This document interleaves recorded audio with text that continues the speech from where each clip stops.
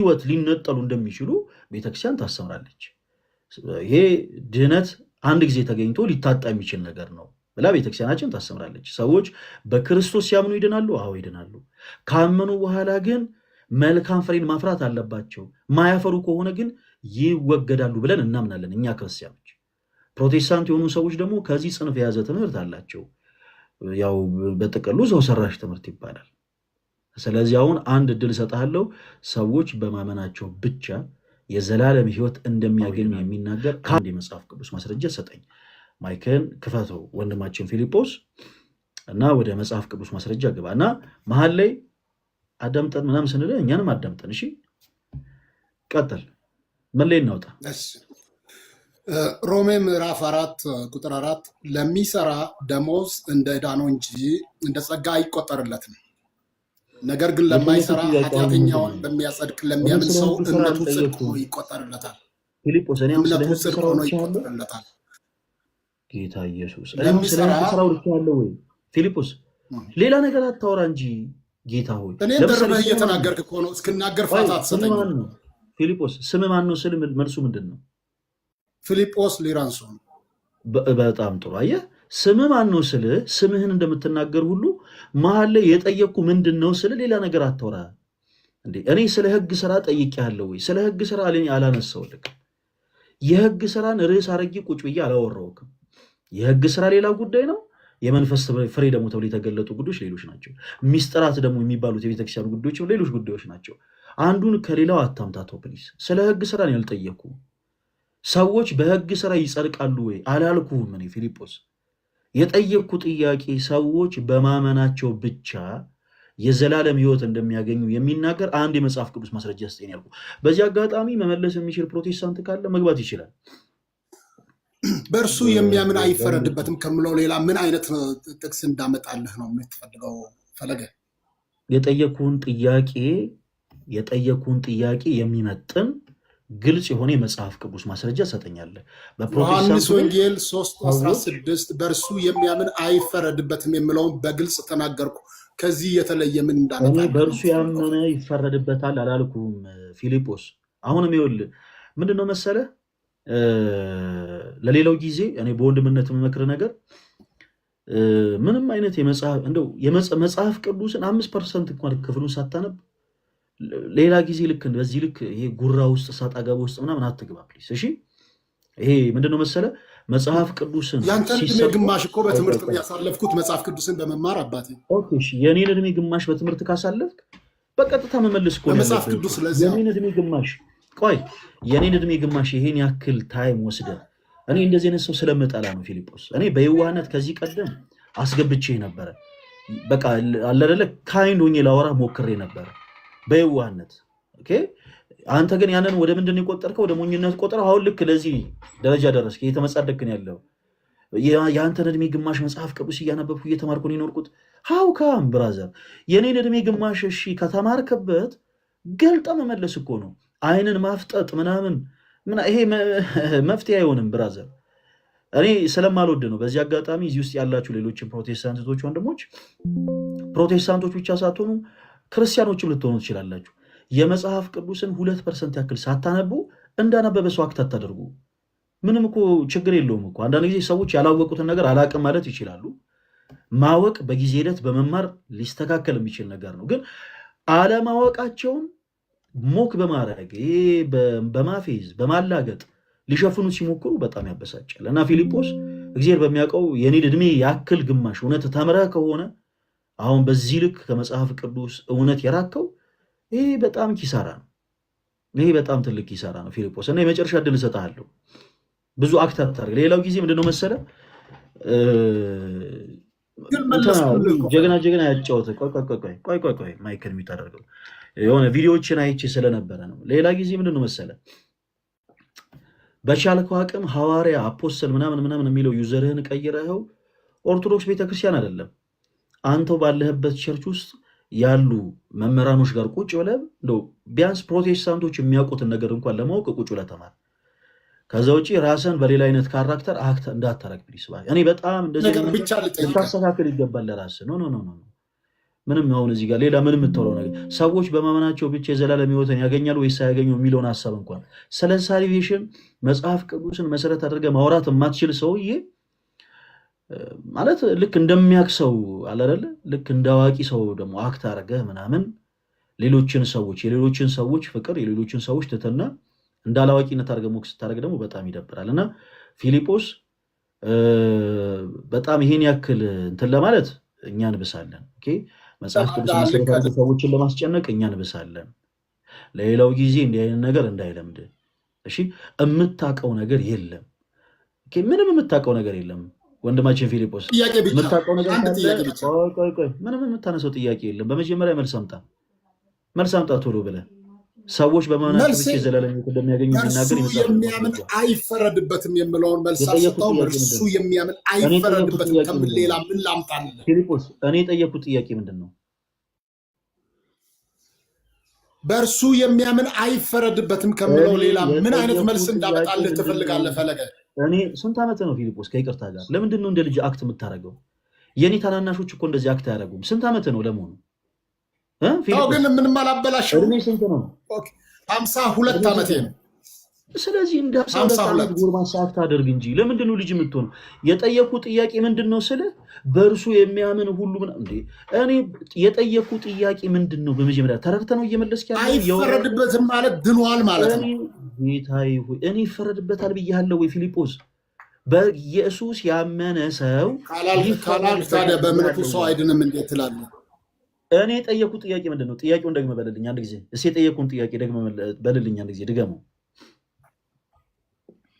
በኢየሱስ ክርስቶስ በማመን ብቻ ሰው ይድናል ወይ ብለሃል? አዎ ብያለሁ።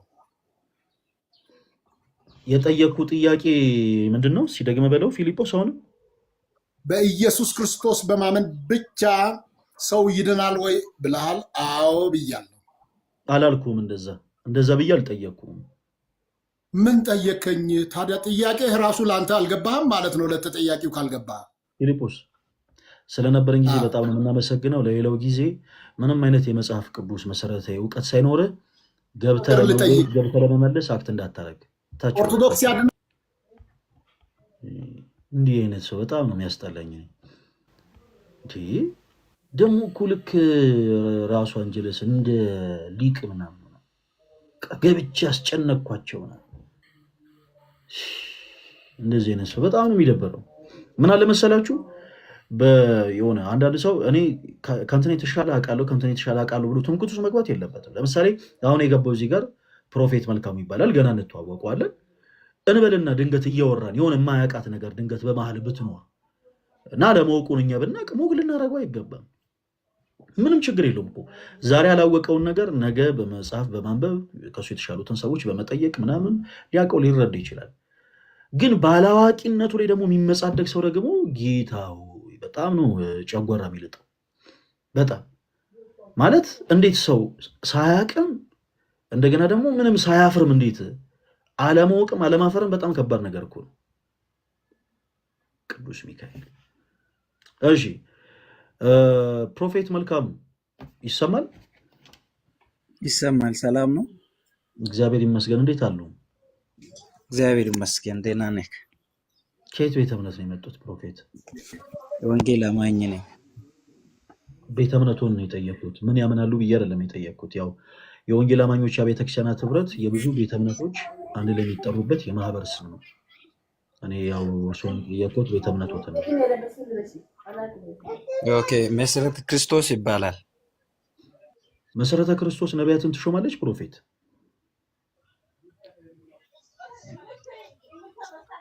ነቢያትን ስለመሾም አለመሾም ሳይሆን ጥያቄው ላይ ያ ነው ብዬ አይደለም ርዕሳችን ያ ነው እያልኩት ሳይሆን መሰረተ ክርስቶስ ግን እንደ ቤተክርስቲያን ነቢያትን ትሾማለች ወይ? አዎ ትሾማለች። እስኪ የሾመችበትን አንድ ዌብሳይት ላይ ያለ ማስረጃ ይንገሩኝና የቸርቿ ዌብሳይት ላይ ገብቼ ልመልከት። ያው እዚህ ጋር ስልክ ይዣለሁ። ለመጀመሪያ ጊዜ ወይም ደግሞ ለመጨረሻ ጊዜ ሐዋርያትን ማነው ነቢያትን ፕሮፌቶችን የሾመችበትን አንድ ማስረጃ ላውጣሎት ፕሮፌት እሱን ርዕስ አድርጌ ቢገባ ኖሮ እንደ ርዕሱ ነው ተዘጋጅቼ የምመጣው። አንድ በጠየቀኝ ጥያቄ ላይ ነው የገባሁት። እሱን ሌላ ጊዜ ቢሆን ይሻላል ወይ በኋላ። እሺ ፕሮፌት፣ እሺ ሰዎች በማመናቸው ብቻ የዘላለም ሕይወትን ያገኛሉ ብለው ያምናሉ ፕሮፌት? አዎ አምናለሁ። እሺ አንድ የመጽሐፍ ቅዱስ ማስረጃ ይስጡ። ቅድም ኮሜንት ላይ የጻፍኩ ነበረ። ኤፌሶን ምዕራፍ 2 ላይ ከቁጥር 8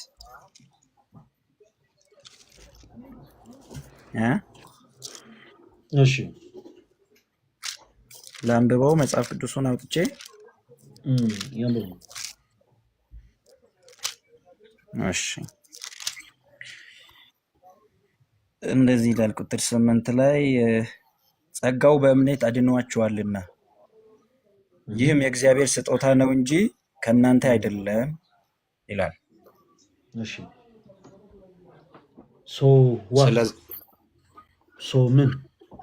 ምን እናድርገው? ይህን ጥቅስ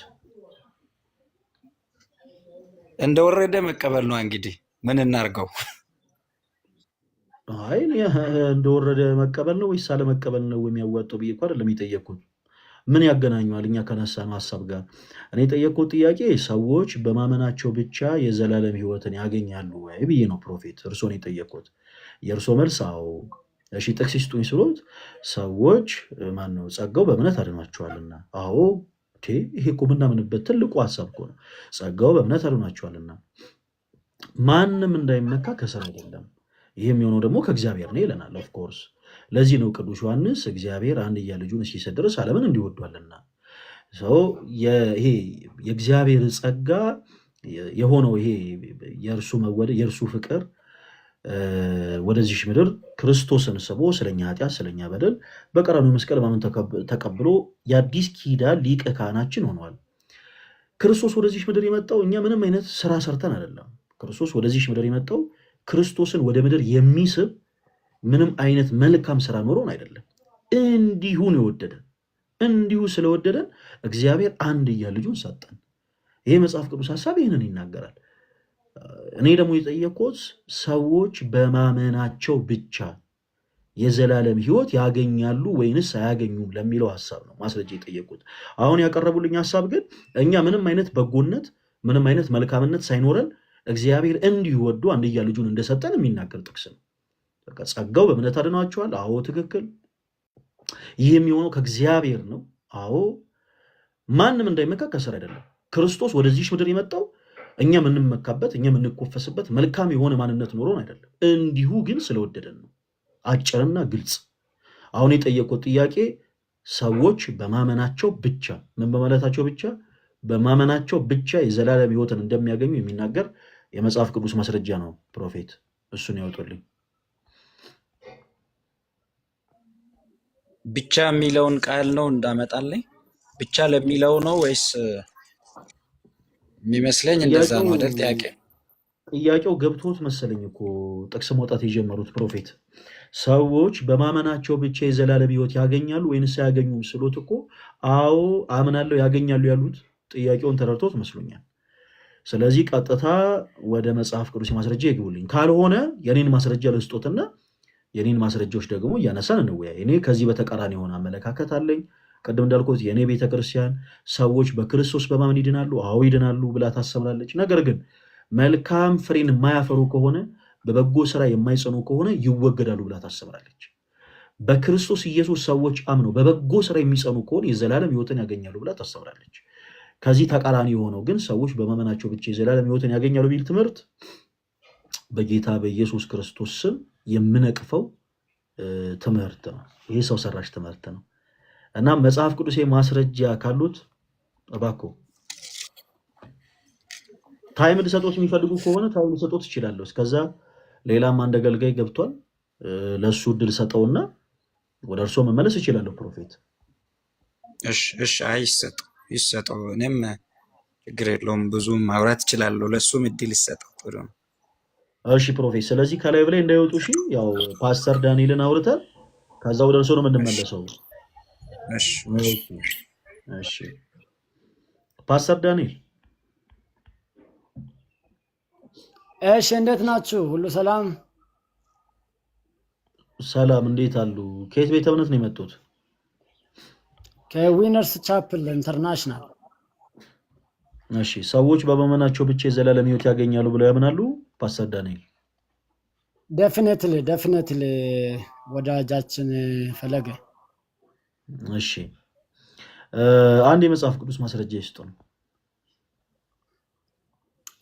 ከዛ በፊት ግን ያው ወደ ቤት ደፍረን እኛን እንመጣ ቀጥታ አንድ የመጽሐፍ ቅዱስ ማስረጃ ይስጡኝ ያልኩት ፓስተር ዳንኤል ይሄ መልእክት የሚያስተላልፉበት አዳራሽ ወይም ቸርች ስላልሆነ ቀጥታ ወደ ጥቅሱ እኔ ነኝ ያደረኩት። የምን አካኪ ዘራፍ ማለት ነው? ፓስተር ዳንኤል ይረጋጉ እንጂ እንዴ! የት ለምንድነው ነው ግብረ ገብነት መስራት ያለበት? አሁንም እኔ ነኝ ሚት ያደረኩት። ልክ ተናገሩ ስሎት ነው የሚናገሩት። እሺ ፓስተር ዳንኤል የምን አካኪ ዘራፍ ነው? እኔ ነኝ ሚት ያደረኩት። ማነው ሚት ያደረገኝ ምናምን ብሎ አካኪ ዘራፍ እዚህ አይወጣም። አሁን ቀጥታ የጠየቅነው ጥያቄ ሰዎች በማመናቸው ብቻ የዘላለም ሕይወት ያገኛሉ ወይ ነው? አዎ ያገኛሉ ብለዋል። ቀጥታ ሀሳብ አስተያየት ሀሳብ ምናምን ቅድመ ሁኔታ ያቆሙና ወደ መጽሐፍ ቅዱስ ማስረጃ ገብተው የመጽሐፍ ቅዱስ ማስረጃዎችን አንስተን እናወራለን። ምን ላይ እናወጣ? አይሆን ማይኮተን ይክፈቱ። ሮሜ ምዕራፍ 3 ከቁጥር 24 ያው አውጣና አንብባ ራሱ አውጥተው ያንብቡ። የባኮትን መጽሐፍ አለዎት? አውጡና ያንብቡ። ደስ ይለኛል። እኔ መጽሐፍ ለመጨረሻ ጊዜ የሚሰጠ ማስጠንቀቂያ ነው። ያነሳውን ጥቅስ ራስ ታነበዋለህ፣ ካልሆነ ታች አስወርዳለሁ። ማንንም አልለማመጥም። ከይቅርታ ጋር ማይክን ክፈትና አንብብ፣ ካልሆነ ታች ትወርዳለህ። ሮሜ ምዕራፍ 3 ከቁጥር 24 ላይ በኢየሱስ ክርስቶስም በሆነው ቤዛነት በኩል እንዲያው በጸጋ ይጸድቃሉ ይላል።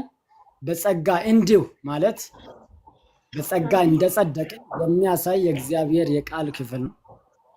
እኛ እንቆጣን። እኛ የፍቅር ሰዎች የጠየቁት ጥያቄ ምንድን ነበረ?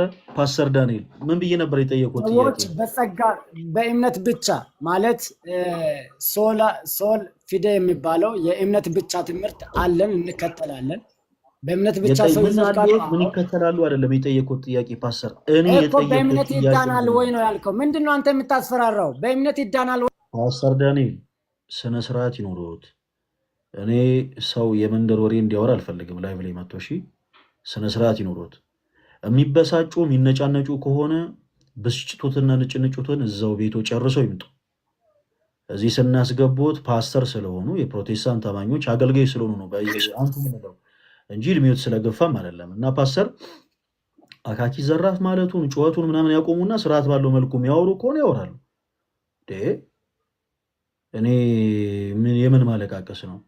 ምንድነው የምታስፈራረው? እኔ አላስፈራረሁትም። ጥያቄ ምንድን ነው?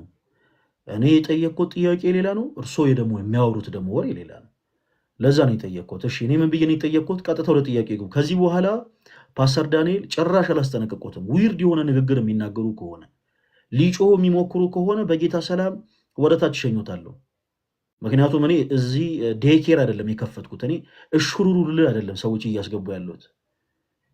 ይሄ የህፃናት ማቆያ አይደለም። ስለዚህ የህፃናት ማቆያ ታች ይኖራል። እዛ ታች አስወርዶታለሁ። እዛ ቆይቶ ይመጣሉ ሌላ ጊዜ። እሺ ቲጂ በጣም ይቅርታ። እሺ እንደዚህ አይነት ነገሮችን ማወራው አንዳንድ ጊዜ በጣም ከይቅርታ ጋር ፕሮቴስታንት ወንድሞቼ እኔ እንድትረዱ እፈልጋለሁ። አንዳንድ ጊዜ እንዲህ አይነት ሰው ብዙ የሆነውን ፕሮቴስታንት አማኝ አይወክልም። ከይቅርታ ጋር ሰው መጥቶ በንግግር የሆነ የማይሆኑ ነገሮችን የሚናገር ከሆነ ጸያፍ የሆኑ ነገሮችን እንትን የሚል ከሆነ ከይቅርታ ጋር እኔ እዚህ ጋር ቁጭ ብዬ ማዳመጥ እንደው ግዴታ የለብኝም። እና ፕሮቴስታንት የሆናችሁ ቶች ወንድሞች ፕሊስ በሌላ ነገር እንዳትረዱት። በጣም ስርዓት ባለው መልኩ ገብቶ የሚያወራ ሰው ካለ ስለ እውነት እኛም በፍቅር ቁጭ ብለን እናደምጠዋለን። ከዛ ውጭ ግን አካኪ ዘራፍ የሚል ሰው ካለ ግን ያው እዛው የምትበሳጩ የምትናደዱ ሰዎች ካላችሁ ገዝተ ላይ አትግቡ። ተረጋግተን ስለሆነ ወራት ያለብን። እሺ ቲጂ የሚል አካውንት ይሰማል? አዎ ይሰማል። ማንን በልታችን ስም ትዕግስት ነው? ትዕግስት ነው። ትዕግስት። እሺ ከየት ቤተ እምነት ነው የመጣሽው ትዕግስት? ከአማኑኤል ቸርች። ከአማኑኤል ቸርች። ሁለት አይነት አማኑኤል አለ ቤተ እምነት። ገብቶኛል። አማኑኤል ህብረት ነው ወይንስ ሀልዎት ነው? ሀልዎት አንድ ናቸው። መጥምቃውያን ማለት ነው? አይ አላውቀውም። መጥምቃውያን ሀልዎትን አንድ ነው። ስለዚህ አማኑኤል ህብረት ወይ አማኑኤል ሀልዎት። እሺ እንትን ነው። እኔም አማኑኤል ሲባል አንድ ይመስለኝ ነበር፣ ግን ለካ ሁለት አይነት አማኑኤል መጥምቃውያንና አማኑኤል ህብረት የሚባል አለ። ለዛ ነው የጠየቅኩሽ። እሺ ቲዚ እህታችን ወይም ትዕግስት ስለ ሳልቬሽን እያወራን ነበረ። ሰዎች በማመናቸው ብቻ የዘላለም ህይወትን ያገኛሉ ብለሽ ታምኛለሽ? እሺ አንድ የመጽሐፍ ቅዱስ ማስረጃ ስጭኝ። ዮሐንስ ወንጌል ምዕራፍ 15።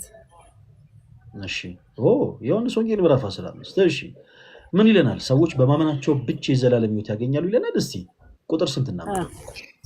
ላንብበው። አንብቤ። እውነተኛ የወይን ግንድ እኔ ነኝ፣ እኔ እውነተኛ የወይን ግንድ እኔ ነኝ፣ ገበሬውም አባቴ ነው። ፍሬ የማያፈራውን በእኔ ያለውን ቅርንጫፍ ሁሉ ያስወግደዋል፣ ፍሬ የማያፈራውን ሁሉ አብዝቶ እንዲያፈራ ያጠረዋል። እናንተ ስለነገርኳችሁ ቃል እውነት ንጹሐን ናችሁ። በእኔ ኑሩ፣ እኔም በእናንተ። ቅርንጫፍ በወይኑ ግንድ ባይኖር ከራሱ ፍሬ ሊያፈራ እንዳይቻለው እንዲሁ እናንተ ደግሞ በእኔ ባትኖሩ አትችሉም። እኔ ትንሽ እስከ 11 ላንብብ ከፈቀድክልኝ። ሐሳቡን እስከሚደክምሽ አንብቢ፣ ችግር የለም። አመሰግናለሁ። እንዲሁም እናንተ ደግሞ በእኔ ባትኖሩ አትችሉም። እኔ የወይን ግንድ ነኝ፣ እናንተ ቅርንጫፎች ናችሁ። ያለ እኔ ምንም ልታረጉ አትችሉምና በእኔ የሚኖር እኔም በእርሱ እርሱም ብዙ ፍሬ ያፈራል። በእኔ የማይኖር ቢኖር እንደ ቅርንጫፍ ወደ ውጪ ይጣላል፣ ይደርቅማል። እርሱም ሰብስበው ወደ እሳት ይጥሏቸዋል፣ ያቃጥሏቸውማል። በእኔ ብትኖሩ ቃሎቼም በእናንተ ቢኖሩ የምትወዱትን ሁሉ ለምኑ ይሰጣችሁማል። ብዙ ፍሬ ብታፈሩ ደቀ መዛሙርቴ ብትሆኑ በዚህ አባቴ ይከብራል። አብ እንደ ወደደኝ እኔ ደግሞ ወዳችኋለሁ። በፍቅሬ ኑሩ። እኔም የአባቴ ትእዛዝ እንደጠበቁ በፍቅር እንደምትኖሩ ትእዛዜን ትጠብቁም በፍቅሬም ትኖራላችሁ። ደስታዬም በእናንተ እንዲሆን ደስታችሁም እንዲፈጸም ይህን ነግሬያችኋለሁ ይላል። በእምነት ብቻ ሰው እንደሚድን በስራው የሰው ልጅ እንደማይድን እውነተኛ የወይን ግንድ እኔ ነኝ ይላል። እህታችን ትዕግስት የጠየኩሽ ጥያቄ ምንድን ነበረ? በእምነት ሰው በእምነት ብቻ ይጸድቃል አይጸድቅም? እኔ እንደዛ ብዬ አልጠየኩሽም። አየሽ፣ አንድ ሰው በእምነቱ ብቻ ነው ወይ የሚጸድቀው አይደል? እሺ ችግር የለም። ወይ ሰላም አይደል? ሁሉም ነገር ሰላም አይደል? ጌታ ይመስገን። ጎሽ ደስ ይላል። እኔ የጠየኩሽ ጥያቄ እና አንቺ እያወራሽው ያለው ሀሳብ በጣም ለየቅል የሆነ ጉዳይ ነው። ሰዎች በክርስቶስ ኢየሱስ በማመን ይድናሉ ወይስ አይድኑ አላልኩሽም። በጣም በጣም በጣም በጣም አንድ ጊዜ ከይቅርታ ጋር ትይጂ አንድ ጊዜ ብቻ ቆይ ማይክሽን ትላርገው። በዚህ አጋጣሚ እሁድ ሁላችሁም ክርስቲያኖቶች ወንድሞች ሚሊኒየም አዳራሽ እንዳትቀሩሽ። እዚህ ጋር በጣም ደስ የሚል እንትን መጥቶልኛል። ይኸውላችሁ ይሄ ሁሉ የሙታን ሳማር ቅዱስ ሚካኤል አንድነት ገዳም ይሄ ሁሉ የምታዩት ስጦታ ሳይሆን እዚህ ጋር የምትመለከቱት ይሄ ሁሉ ሚሊኒየም አዳራሽ ለጉባኤው የተጠራንበት ጥሪ ነው እና አንዴ ምን እንደሆነ አንድ ጊዜ እንመልከተው። እሺ እዚህ ውስጥ ምን አለ እስቲ በጣም ነው የሚገርመው ስለሆነ ሙታንሳ ቅዱስ ሚካኤል አንድነት ገዳም ይላል። ምንድን ነው ያለው እዚህ ውስጥ? አንዴ ነው ከይቅርታ ጋር እንቀጥላለን። እሺ በጣም ደስ ስላለኝ ግን አንድ ላይ ነው ብዬ ሚሊኒየም አዳራሽ ሁላችሁ እንዳትቀሩ። እሺ እዚህ ውስጥ ቆይ ምን እንዳለ በኋላ ብናይ ይሻላል። እሺ ሌላ ምን መጥቶልኛል? ነጠላ እጅግ በጣም ደስ የሚል ነጠላ። እንዴት እድለኛ ነኝ በእናታችሁ። እሺ ነጠላ አምጥተውልኛል። ከገዳሙ በጣም ደስ ይላል። ከዛ እዚህ ጋር የሙት አንሳ ማር ቅዱስ ሚካኤል አንድነት ገዳም የራስ አገዝ ፕሮጀክት ይላል። ነገ አይ ቲንክ ትልቅ ፕሮግራም አለና ፕሮጀክቱ ምን እንደሚመስል የሚያሳይ እንትኖች መጥተውልኛል። በሌላ ላይቮቻችን ላይ መናየው ይሆናል። እሺ ኦ ማይ ጋሽ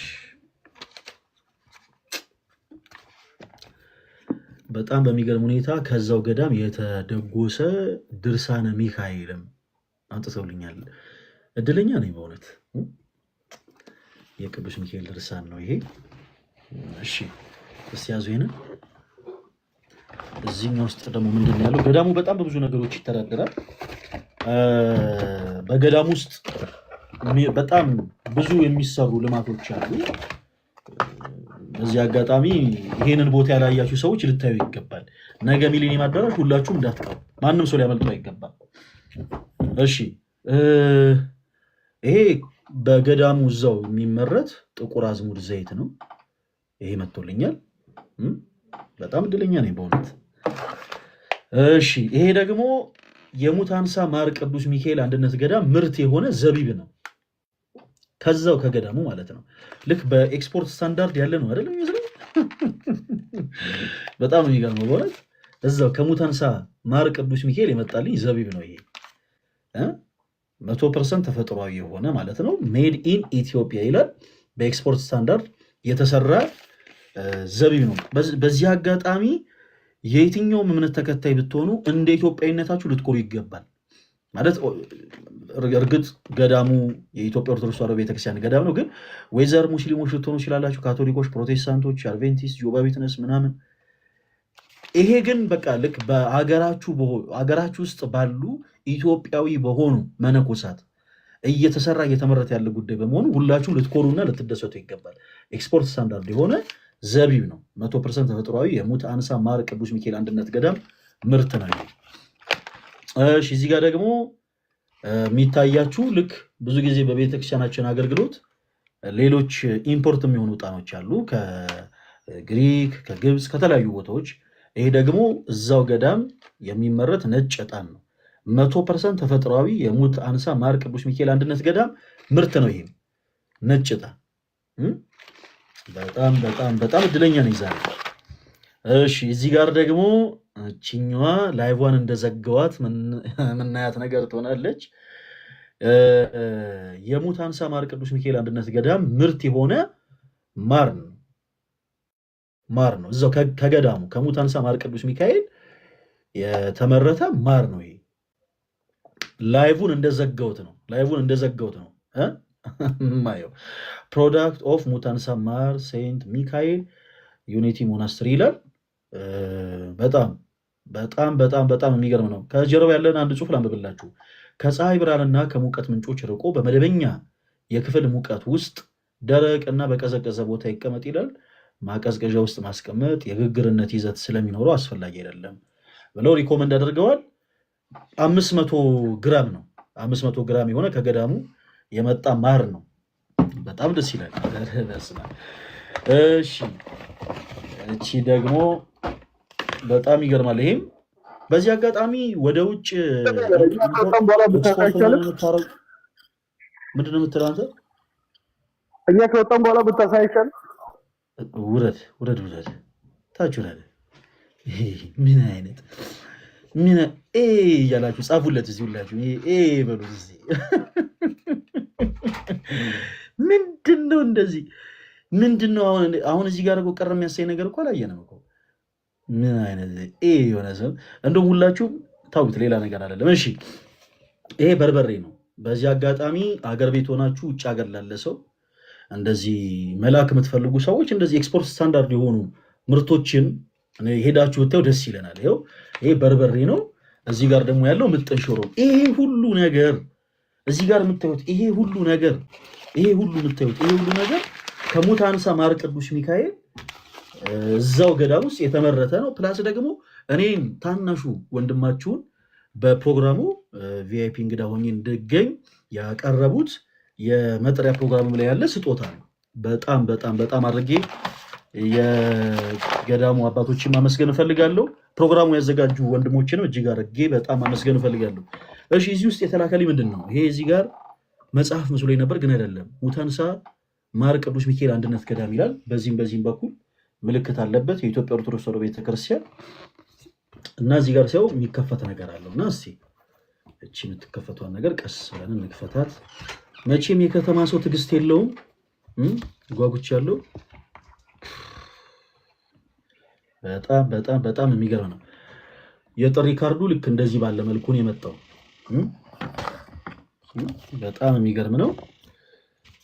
እሺ በስመ አብ ወወልድ ወመንፈስ ቅዱስ አሐዱ አምላክ አሜን። 2 ወይም 3 በስሜ በሚሰበሰቡበት በዚያ በመካከላቸው እሆናለሁ ይላል ማቴዎስ 18 ቁጥር 20 ጀምሮ ያለውን ሐሳብ አንስተውታል። ከዛ በኋላ እንደዚህ ይላል፣ ሰላምን አስተውላችኋለሁ፣ ሰላሜን እሰጣችኋለሁ፣ ሰላሜን እተውላችኋለሁ፣ ሰላምን እሰጣችኋለሁ። እኔ የምሰጣችሁ ዓለም እንደሚሰጥ አይደለም። ልባችሁ አይታወክ አይፍራ። ዮሐንስ 10:27 እንዲል በክርስቶስ ኢየሱስ ፍጹም ሰላምታ የከበረ መንፈሳዊ ሰላምታችንን እያቀረብን በአዲስ ኪዳን በወንጌሉ ክፍል በያዕቆብ መልእክት ከስራ የተለየ እምነት የሞተ ነው። ጂሰስ ዛሬ የምናወራበት ርዕስ ነው። በዚህ አጋጣሚ ሁላችሁም ከስራ የተለየ እምነት የሞተ ነው እያላችሁ ጻፉ። ስለ እውነት የጥሪ ካርዱ ላይ ነው ያለው። ይኸው የጥሪ ካርዱ ላይ ከእንደገና ላንብብላችሁ። በስመ አብ ወወልድ ወመንፈስ ቅዱስ አሐዱ አምላክ አሜን። ሰላምን እተውላችኋለሁ፣ ሰላሜን እሰጣችኋለሁ። እኔ የምሰጣችሁ ዓለም እንደሚሰጥ አይደለም። ልባችሁ አይታወክ አይፍራ። ዮሐንስ 10:27 እንዲል በክርስቶስ ኢየሱስ ፍጹም ሰላምታ የከበረ መንፈሳዊ ሰላምታችን እያቀረብን በአዲስ ኪዳን በወንጌሉ ክፍል በያዕቆብ መልእክት ከስራ የተለየ እምነት የሞተ ነው ያዕቆብ ምዕራፍ 2 ቁጥር 26 እንዳለ ይህንን ኃይለ ቃል በልባችን በመያዝ የጥበብ ቤተክርስቲያን የጥበብ ቤተ ቅዱስ ቤተክርስቲያን ሊቃውንትን ያፈራች ሕግና ስርዓትን ጠብቃ የምትኖር ቤተክርስቲያን መሰረቷ የሆነው ለዓለም ፈቃድ የሞቱ በነፍሳቸው ሕያው የሆኑ ዓለምን የተዉ መናንያን ያሉበት የሙታንሳ ማር ቅዱስ ሚካኤል አንድነት ገዳም በተለያዩ መንገዶች ሲደገፍ ቆይቷል። ታዲያ በሰማያት የማይፈርስ ቤት እንገነባ ዘንድ እነሆ ጥቅምት 16 2018 ዓ.ም በዕለተ ሰንበት እሁድ ከቀኑ 5 ሰዓት በሚሊኒየም አዳራሽ በሚካሄደው የገቢ ማሰባሰቢያ ፕሮግራም ላይ ክብር ለሚያስገኝ ቅዱስ ዓላማ አንድ እንሆን ዘንድ በመንፈስ ቅዱስ መሪነት በሚሰራው የቤተክርስቲያን መሰረቷ የሆነውን ገዳም ለማጽናት በሚደረገው ዘመቻ እንደ ሚዲያ ተቋማት በመደገፍ ይህን የተቀደሰ ሀሳብ በመረዳት በዕለቱ በመገኘት በሚዲያ ሽፋን በመስጠት ለሕዝበ ክርስቲያኑ እንዲያስተላልፉልን ስንል የክርስቶስ ኢየሱስ ቅዱስ ደሙ ባጸናት በሰበሰቧት አንዲት ቅድስት ቤተክርስቲያን ስም መንፈሳዊ ጥሪ እናቀርብሎታለን። የሙታንሳ ማር ቅዱስ ሚካኤል አንድነት ገዳም ይላል። በጣም ነው ደስ የሚለው።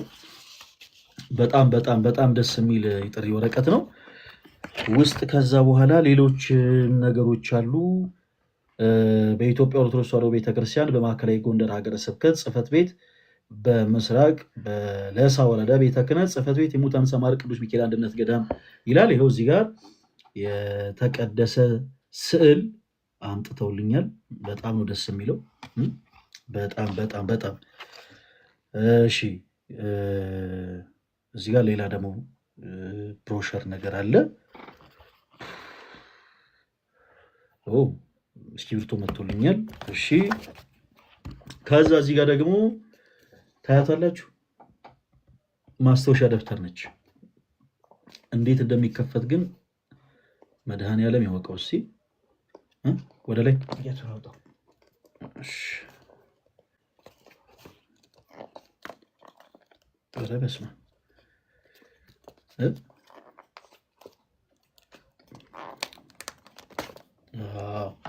ይኸው። እሺ በጣም ደስ የሚል ማስታወሻም አለው። በጣም ደስ ይላል። ሁላችሁም ነገ እንዳትቀሩ እሺ። ክርስቲያኖች ወንድሞች፣ ሁላችሁም እዚህ ውስጥ ያላችሁ በአጠቃላይ ሁላችሁም ነገ በሚሊኒየም አዳራሽ የሚኖረው ፕሮግራም ላይ ማንም ሰው ሊያልፉ አይገባም። ሁላችሁም እንዳትቀሩ፣ ሁላችሁም እንዳትቀሩ በልዑል እግዚአብሔር ስም ጠርተናችኋል። በጣም ደስ የሚል ነገር ነው ያለው። እዛ ደግሞ ስንሄድ አይ ሆፕ በጣም ሌላም በጣም ደስ የሚሉ ነገሮች እንደምናይ ተስፋ አደርጋለሁ።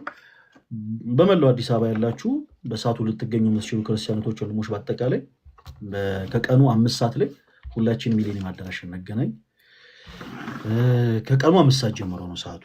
እዛ እንገናኝ። እወዳችኋለሁ። እሺ እህታችን ትዕግስት ካለችን ሰዓት አንፃር ቶሎ ብለን ለመቀጠል ሞክራ። በትዕግስት ስለጠበቅሽን በጣም እናመሰግናለን። ምንም አይደለም። እሺ ሰዎች በማመናቸው ብቻ የዘላለም ሕይወትን ያገኛሉ ወይ ስልሽ፣ አዎ ሰዎች በማመናቸው ብቻ የዘላለም ሕይወትን ያገኛሉ ብለሽን ነበረ። እሺ አንድ የመጽሐፍ ቅዱስ ሐሳብን እናንሳ እና አብረን እንቀጥል። አንቺ ያነሳሽው ይሄን የመጽሐፍ ቅዱስ ክፍል እስቲ ለመመልከት እንሞክር። ዮሐንስ ወንጌል ምዕራፍ 15 ከቁጥር 1 ጀምሮ ጌታችን ኢየሱስ ክርስቶስ እውነተኛ የወይን ግንድ እኔ ነኝ፣ ገበሬውም ደግሞ አባቴ ነው።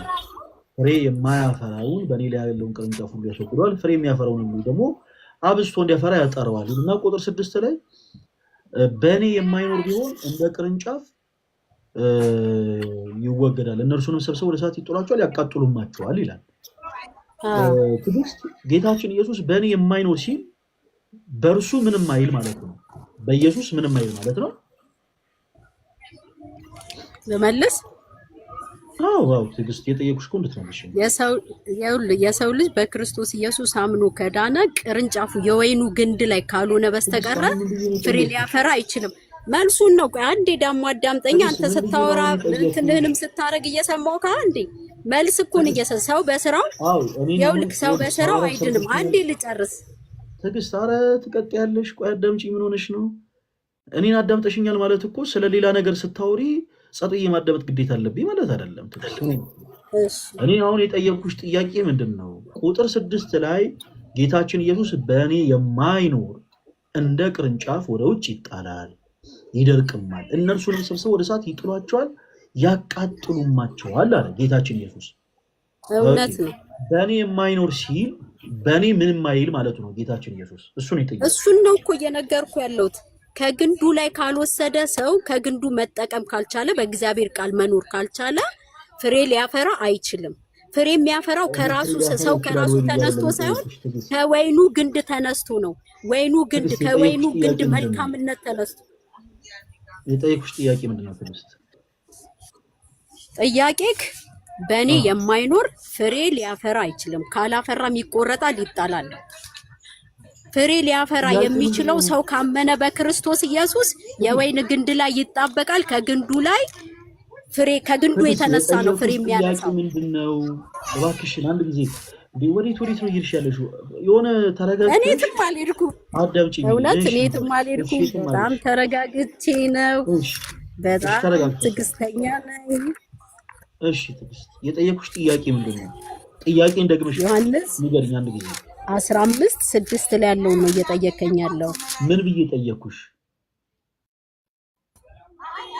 በእኔ የማይኖር ቢሆን እንደ ቅርንጫፍ ወደ ውጪ ይጣላል፣ ይደርቅማል፣ እነርሱም ሰብስበው ወደ እሳት ይጥሏቸዋል፣ ያቃጥሏቸውማል ይላል። እኔ ምን የወይኑ ግንድ ላይ ሰው አቁሎ ይሄን ጠየቀኝ። 6 ምን ብዬ ይሄው 6 ላይ ያነበብኩት እኔ ቁጥር 6 ምንድነው የሚለው? አላልኩሽ? በእኔ የማያምን እኮ ጥያቄው ልንገርክ፣ የጠየቀኝን ልንገርክ አባቴ። እሺ በእኔ የማያምን ይቆረጣል፣ ወደ እሳትም ይጣላል ይላል። ይሄ ምን ማለት ነው? አይደለም ስለማታዳምጪ ወደ ሌላ ሐሳብ ለመሮጥ ስለምትሸኩኝ እኔ ጠየቅኩሽ። የመጀመሪያው ቃል ወደ ሌላ ሐሳብ አልገባም፣ ስለ ደህንነት ስለሆነ እንደው በእግዚአብሔር ፍቅር አንድ ያዳምጠኝ። እሺ ቀጥ ያዳምጥሻል። አሁን በክርስቶስ ኢየሱስ ስለመዳን ነው ቤተክርስቲያንም ታምናለች አልክ። እውነት ነው ታምናለች፣ እኔም አውቃለሁ እዛ ስላለው። ግን የሰው ልጅ ስራ በመስራት አይጸድቅም ነው። የማይጸድቀው ደግሞ የሰው ልጅ መስራት ስለማይችል ነው። ዮሐንስ 15 ይነግረናል። ዮሐንስ 15 ከግንዱ የተነሳ ነው ፍሬ የሚያፈሩት እንጂ የሰው ልጅ ከራሱ የተነሳ አያፈራም። ስለዚህ ማንም በስራው አይጸድቅም። ከጸደቀ ደግሞ የጽድቅ ፍሬ እላዩ ላይ ሊታይ ይገባል። ዮሐንስ ወንጌልም እሱን ነው። ካላፈራ ግን ይቆረጣል፣ እያፈራ ያለውን ይገርዘዋል። ስለዚህ የሰው ልጅ በስራው ሊጸድቅ አይችልም። በማመን ይጸድቃል። ያመነው ግንድ ላይ ከተጣበቀ ፍሬ ያፈራል፣ ካላመነ ፍሬ ያፈራል። ጨርሻለሁ። አመሰግናለሁ።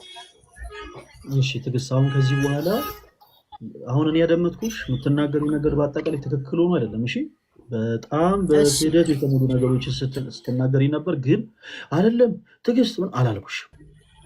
ጸጥ እያድምጭሻለሁ። ለምን ሀሳብሽን እንድትጨርሽ በቃ አሁን ውስጥሽ ያለውን እንዲህ ባትወጪ ኖሮ አሁን እኔን አታስቀምጪኝም ነበረ ትግስት። ስለዚህ ምን እናደርጋለን አሁን ከዚህ በመቀጠል ስንቀጥል ለጆሮሽ የሚቆረቆር ነገር ድንገት እኔ እንኳን ብናገር ጣልቃ መግባት መጮህ ምናምን አይቻልም። ልክ እንደኔ ቶንሽን ቀነስ አድርገሽ የምናወራቸውን ሀሳቦች በማስረጃ ብቻ እናወራለን። አሁን ከእንደገና ጠይቅሻለሁ፣ እምነትሽን ብቻ ትመልሻለሽ ባጭሩ። ምንም ጥቅስ አታነሽልንም። ጥቅሶቹን ወደኋላ ስለምንጠይቅ ምንም አይነት ማብራሪያ አትሰጪንም። ማብራሪያ በኋላ ስለምናነሳ ቀጥታ የምታምኚውን ነገር ብቻ ትነግሪናለሽ። ሰዎች በማመናቸው ብቻ የዘላለም ሕይወት እንደሚያገኙ ታምኛለሽ ወይስ አታምኚም? ትዕግስት አምናለሁ። በጣም ጥሩ። ጌታችን ኢየሱስ ክርስቶስ ቁጥር 6 ላይ በእኔ የማይኖር ሲል በእኔ ምንም ማይል ማለቱ ነው። ምንም ማይል ማለት ነው። በእርሱ ማይኖር ማለት በእርሱ ምን ያላለ ማለት ነው ባጭሩ።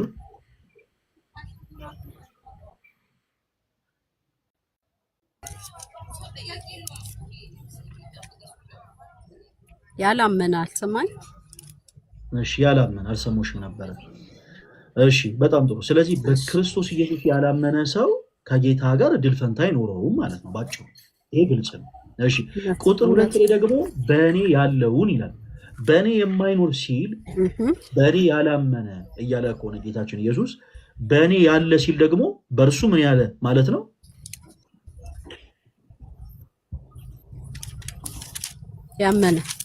ያመነ። በጣም ጥሩ። እሺ ያመነ። እሺ ጌታችን ኢየሱስ ክርስቶስ ቁጥር 2 ላይ በእኔ አምኖ ወይም ደግሞ በእኔ ያለው ፍሬ የሚያፈራውን ሁሉ አባቴ አብዝቶ እንዲያፈራ ያጠራዋል አለ። በእርሱ አምኖ ፍሬ የሚያፈራ ሁሉ አብዝቶ እንዲያፈራ ያጠራዋል አለ። በጣም ጥሩ። ሰዎች በማመናቸው ብቻ የዘላለም ሕይወትን ያገኛሉ የሚለውን ሀሳብ እንዳትረሹ። ከዛ እዚሁ ክፍል ላይ ቁጥር 2 ላይ በእኔ አምኖ አለ። ሰዎች በእኛ ቤተክርስቲያን አስተምሮ በነገራችን ላይ ይሄ የክርስትና ሕይወት ራሱ ሲጀምር በመዳን ነው የሚጀምረው ብለን እናምናለን። የክርስትና ሕይወታቸውን ሰዎች በመዳን ነው የሚጀምሩት። እንዴት? በክርስቶስ ኢየሱስ በማመን አምነው። ግን ትዕግስት ከኔ ጋር ነሽ? ለአንቺ እኮ ነው የማወራው ትዕግስት። ሌላ ሰው ወይ እያልሽ ታወሪያለሽ። አይ ጌታ ኢየሱስ። ኤኒዌይስ እሺ፣ እዚህ ውስጥ ያላችሁ አዳምጡ። አምነው ግን መልካም ፍሬ ማያፈሩ ከሆነ ምን እንደሚሆን ጌታችን ኢየሱስ ክርስቶስ ይናገራል። እሺ እህታችን ትዕግስት፣ እሺ ችግር የለውም። አይ ያው ቢሆንም ሐሳቡን እንድታደምጪ ብዬ ነው። አሁን እኔን ሳታደምጪኝ ከሆነ ቀጣይ የምታወሪው ከባድ ነው የሚሆነው እና በደንብ አድርገሽ በእውነት ከልቤ ነው እየሰማሁት ያሉት አባቴ።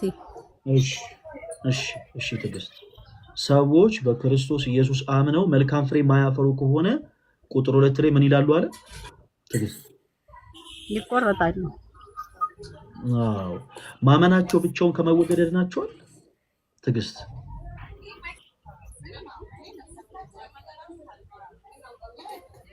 አላመኑም። እነዛ ሰዎች እኮ ጌታችን ኢየሱስ ከተወገዱ አላመኑ በእኔ አምነዋል እኮ። ካመኑ አየ የወይኑ እዛው መልሷላ። እኔም ልመልስላ ጥያቄውን የጠየቀኝን ልመልስልህ እኮ ድል ስጠኝ። አስጠንቅቄሽ ነበረ። በመጮህ እንደዚህ ቶን ከፍ በማድረግ አይደለም እኔ ማዳምጥሽ። በመጀመሪያ ያላመኑም ነበር አትበይ። ጌታችን ኢየሱስ በእኔ ያለውን ሲል ምን ማለት ነው ስልሽ በእርሱ ያመነ ነው ተባብለን ጨርሰናል። በእኔ የማይኖር ሲል በክርስቶስ ያላመነ ነው። አጭርና ግልጽ። ክርስቶስ በእኔ ያለውን ብሎ ሁለት አካላትን ጠቀሰ። ፍሬ የሚያፈሩትን፣ ፍሬ የማያፈሩትን። በክርስቶስ አምኖ ፍሬ የሚያፈራለ፣ በክርስቶስ አምኖ ፍሬ የማያፈራለ። በክርስቶስ አምኖ ፍሬ የሚያፈራ የክርስቶስ ኢየሱስ አባት አብዝቶ እንዲያፈራ ያጠረዋል አለ። እሺ በእኔ አምኖ መልካም ፍሬ ደግሞ የማያፈረው በአጠቃላይ ይወገዳሉ ብሎ አስቀመጠ። አሁን ጥያቄው በክርስቶስ አምነው መልካም ፍሬ የማያፈሩት ይወገዳሉ ወይንስ አይወገዱም? እህታችን ትዕግስት፣ በቃሉ የማይኖሩ ይወገዳሉ። በክርስቶስ አምነው መልካም ፍሬ የማያፈሩ ከሆነ ይወገዳሉ። በጣም ጥሩ። ሁለተኛ ጥያቄ፣ ማመናቸው ብቻውን ከመወገድ ያድናቸዋል? መልካም ፍሬ ሳያፈሩ ማመናቸው ብቻውን ከመወገድ ያድናቸዋል ይላል ይሄ ክፍል? አያድናቸው። ስለዚህ ሰዎች ማመናቸው ብቻ የዘላለም ሕይወት ያሰጣቸዋል መልካም ፍሬ ሳያፈሩ?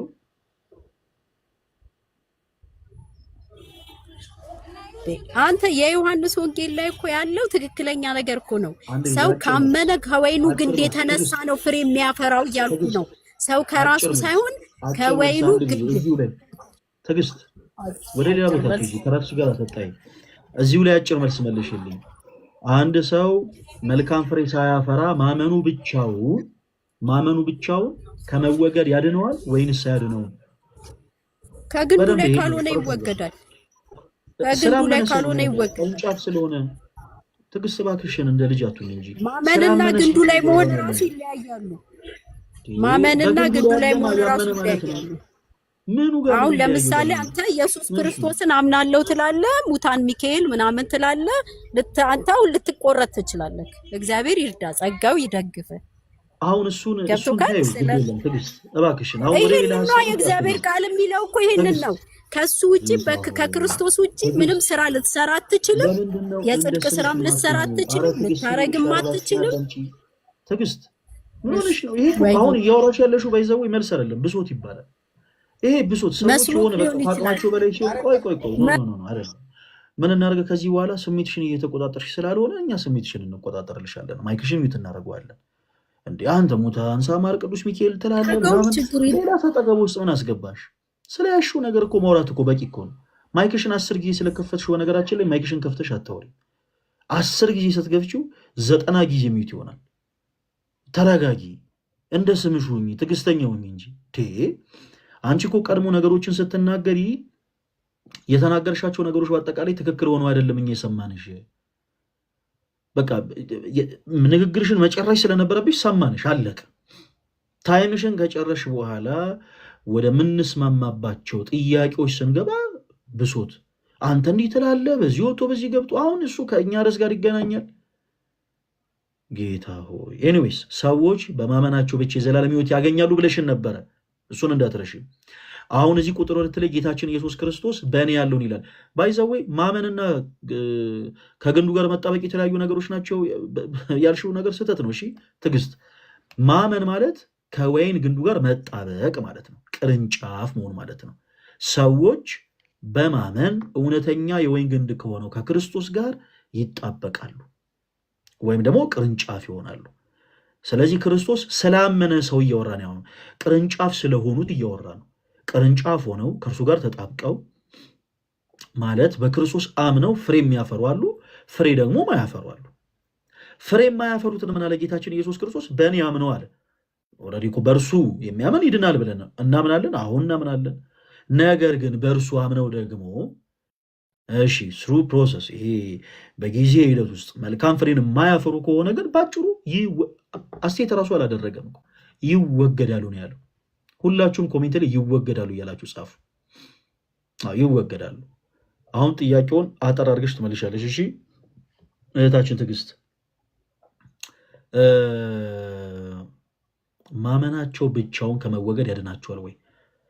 አሁን ሰዎች በማመናቸው ብቻ የዘላለም ሕይወት ያገኛሉ ማለት ባጭሩ ማመናቸው ብቻውን ከመወገድ ያድናቸዋል ማለት ነው።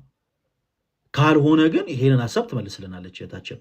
ሰዎች ማመናቸው ብቻውን ከመወገድ ያድናቸዋል? እህታችን ትዕግስት፣ መልካም ፍሬ ሳያፈሩ ማመናቸው ብቻውን ከመወገድ ያድናቸዋል? ማይክሽን ክፈችና መልሻው።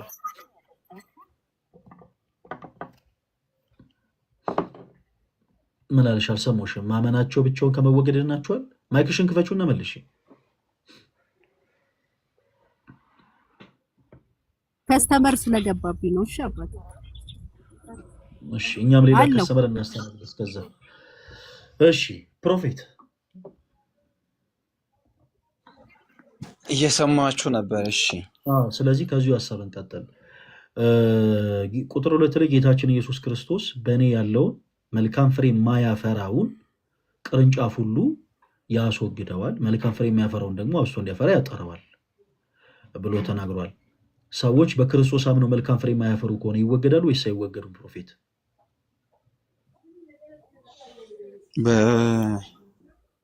በክርስቶስ ሆኖ መልካም ፍሬ አለማፍራት እኮ የማይቻል ነው።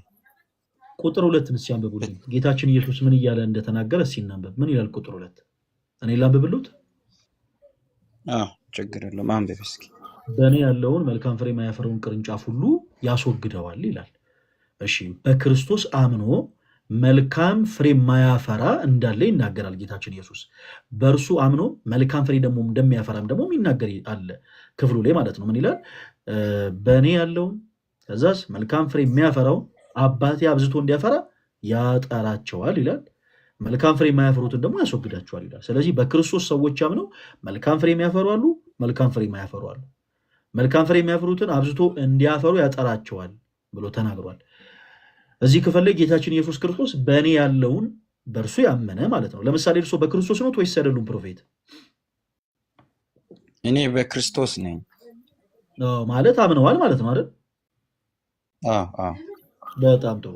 ስለዚህ በክርስቶስ አምኖ ጌታችን ኢየሱስ በእኔ አምኖ አለ መልካም ፍሬ ማያፈራ ብሎ ተናገረ ማለት አለ ማለት ነው። አሁን እርሶ አለ ወይም የለም የሚል እንትን ውስጥ መግባት የለቦትም ዘርፍ ውስጥ ይሄ የስራ ምደባ ስላልሆነ ማለት ነው። ክርስቶስ በእርሱ አምኖ መልካም ፍሬ የሚያፈራ እንዳለ ተናገረ። በእርሱ አምኖ ደግሞ መልካም ፍሬ ማያፈራም እንዳለ ተናገረ። ሰዎች በክርስቶስ አምነው መልካም ፍሬ ማያፈሩ ከሆነ ይወገዳሉ ወይንስ አይወገዱም? ፕሮፌት መጽሐፉ እንደሚለው ፍሬ የሌለው እኮ ይቆረጣል ይላል። ቅርንጫፍ ሆኖ ፍሬ ከሌለው ይቆረጣል። እምነቱ ማመናቸው ብቻውን ከመወገድ ያድናቸዋል። ፕሮፌት መልካም ፍሬ ሳያፈሩ ማመናቸው ብቻውን ከመወገድ ያድናቸዋል ይላል ይህ ክፍል። ማመን የሚል እኮ እዚህ ክፍል አልተጠቀሰም። በእኔ ያለውን ብሏል ክርስቶስ። በእኔ ያለውን ማለት ምን ማለት ነው? በእርሱ ምን ያለ ነው? እርሶን በክርስቶስ ኖት ወይስ አይደሉም ስሎት እኮ አይደለም ብለው መልሰ ማን ነው ነኝ ብለው መልሰዋል። በክርስቶስ ነኝ ሲሉ ምን እያሉ ነው ፕሮፌት? እርሶ በክርስቶስ ነኝ ማለት ኦልሬዲ የክርስቶስ ህይወት እኖራለሁ የክርስቶስ ማንነት ውስጥ አለ ማለት ነው። በክርስቶስ ያምናሉ ማለትን አያካትትም? ይሄኛው ክፍል እንደዛ አይልም። እሺ ኦኬ፣ በእርሱ ያመኑ ስላልሆነ ከሆነ እያወራ ያለው ሰዎች ሳያምኑ መልካም ፍሬ በማፍራት የዘላለም ሕይወት ያገኛሉ ማለት ነው። ፕሮፌት እዚሁ ቁጥር 2 ላይ በእኔ ያለው የሚለውን በእርሱ ማመን ማለት አይደለም ካሉ እርሶ እሺ፣ በእኔ ያለውን የሚለውን ክፍል እንቶ በእርሱ ማመን አይደለም እንበል። እዛው ቁጥር 2 ላይ መልካም ፍሬ የሚያፈራውን ሁሉ አብዝቶ እንዲያፈራ ያጠሯል ይላል። ስለዚህ ሰዎች በክርስቶስ ሳያምኑ መልካም ፍሬ የሚያፈሩ ከሆነ የዘላለም ሕይወትን ያገኛሉ ማለት ነው። ፕሮፌት ይኸውልህ መጀመሪያ እምነት ከዛ በክርስቶስ መሆን የሚባል ነው። ባጭሩ መልሱ። አሁን የጠየቅኩት በመጀመሪያ እንትን ከዛ በኋላ እንትን ነው ያልጠየቅኩትም እኔ ፕሮፌት። ሰዎች በክርስቶስ ሳያምኑ መልካም ፍሬ በማፍራት የዘላለም ሕይወት ያገኛሉ ወይ? አያገኙም። ስለዚህ በመጀመሪያ እምነት ይቀድማል። ስለዚህ ክርስቶስም እየተናገረ ያለው እዚህ ክፍል ላይ በእኔ ያለውን ሲል በሱ ስላመኑ ሰዎች ነው። ኦኬ፣ በእርሱ አምነው መልካም ፍሬ የሚያፈሩት ሁሉ ምን ይላሉ? አብዝተው እንዲያፈሩ የክርስቶስ አባት ያጠራቸዋል። ስለዚህ ቀድሞ የሚያሳየው ማመናቸው ነው። አይደለም እንዴ ፕሮፌት? በጣም ጥሩ። ስለዚህ ማመናቸውን አይደለም እንዳይሉ ከዚህ በኋላ እዛው ቁጥር ላይ በእኔ ያለውን አለ። አሁን ለዛኛው ሲሆን ማመን ለዚህኛው ሲሆን እንትን ነው አይባልም። ተመሳሳይ ቃል ስለሆነ ማለት ነው። በእኔ ያለውን which means በእርሱ አምነው መልካም ፍሬ ማያፈራ ይወገዳሉ አለ። ሰዎች በክርስቶስ አምነው መልካም ፍሬ ማያፈሩ ከሆነ ይወገዳሉ። ማመናቸው ብቻውን ከመወገድ ያድናቸዋል ወይ ፕሮፌት? መልካም ፍሬ ሳያፈሩ ማመናቸውን ብቻውን ከመወገድ ያድናቸዋል? አመሰግናለሁ። ይኸውልህ በእምነት የሚልና በክርስቶስ የሚል ሁለት ቃል ነው ላይ ያለው።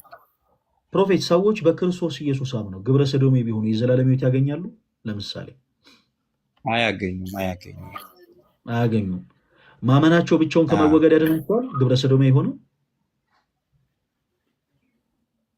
እነሱ አምነዋል ማለት አይቻልም። መጽሐፍ ቅዱሳዊ መስረጃ የለም።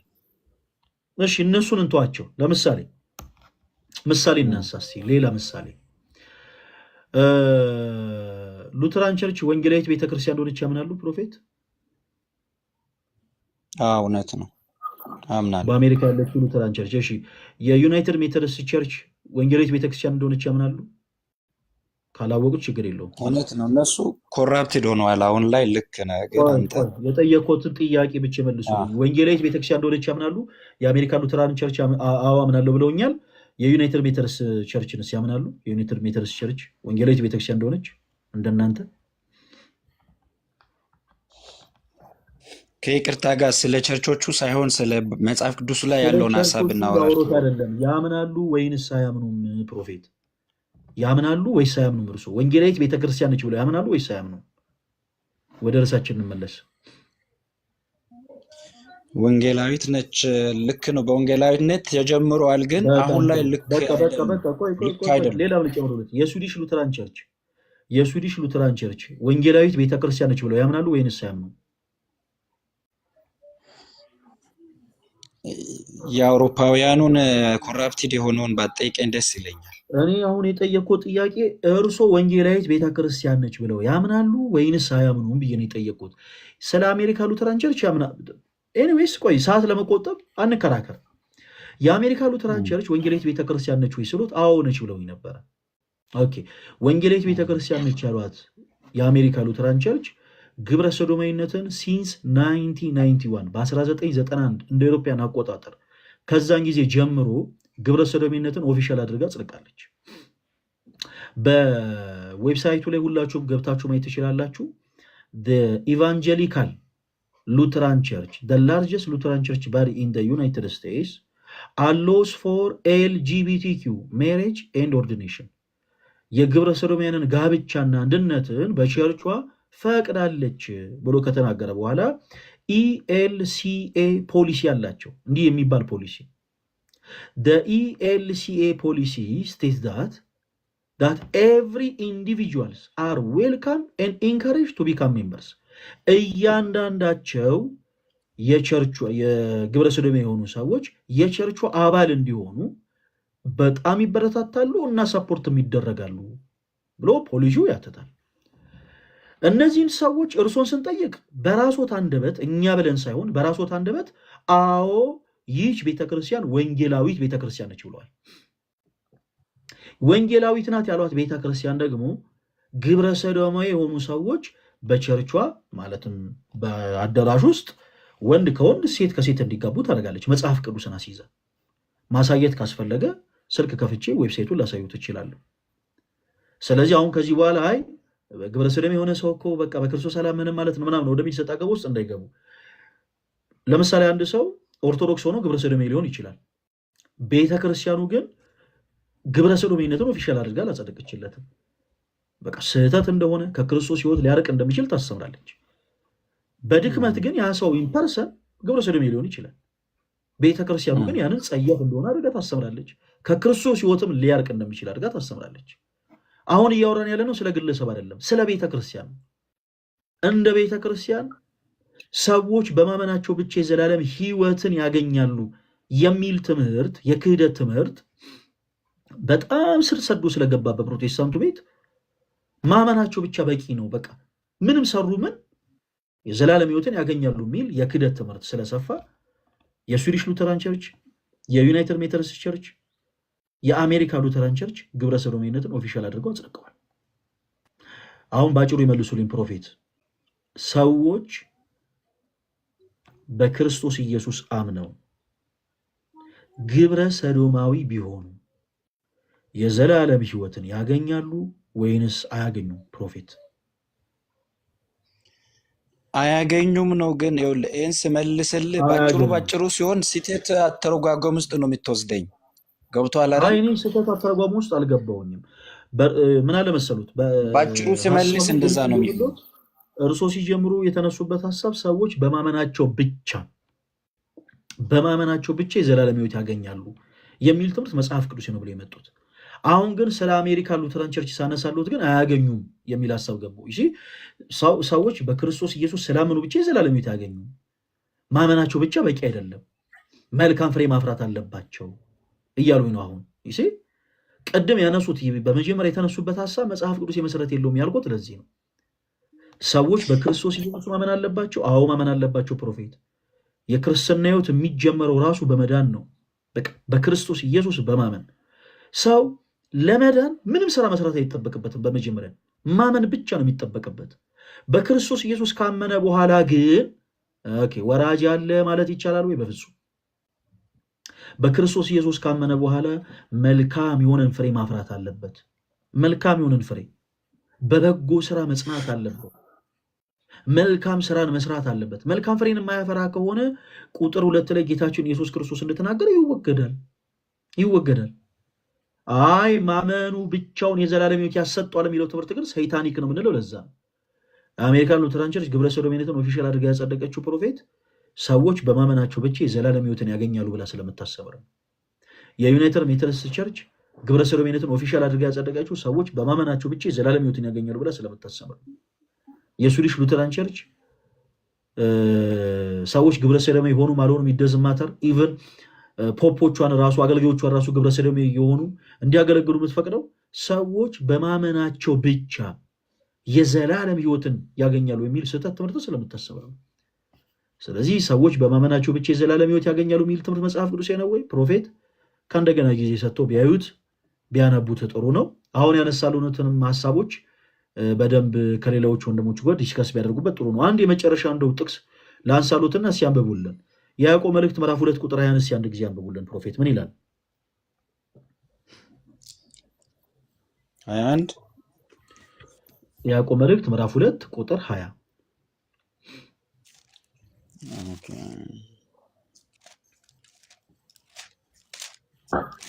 ያወጣው ነው። እሺ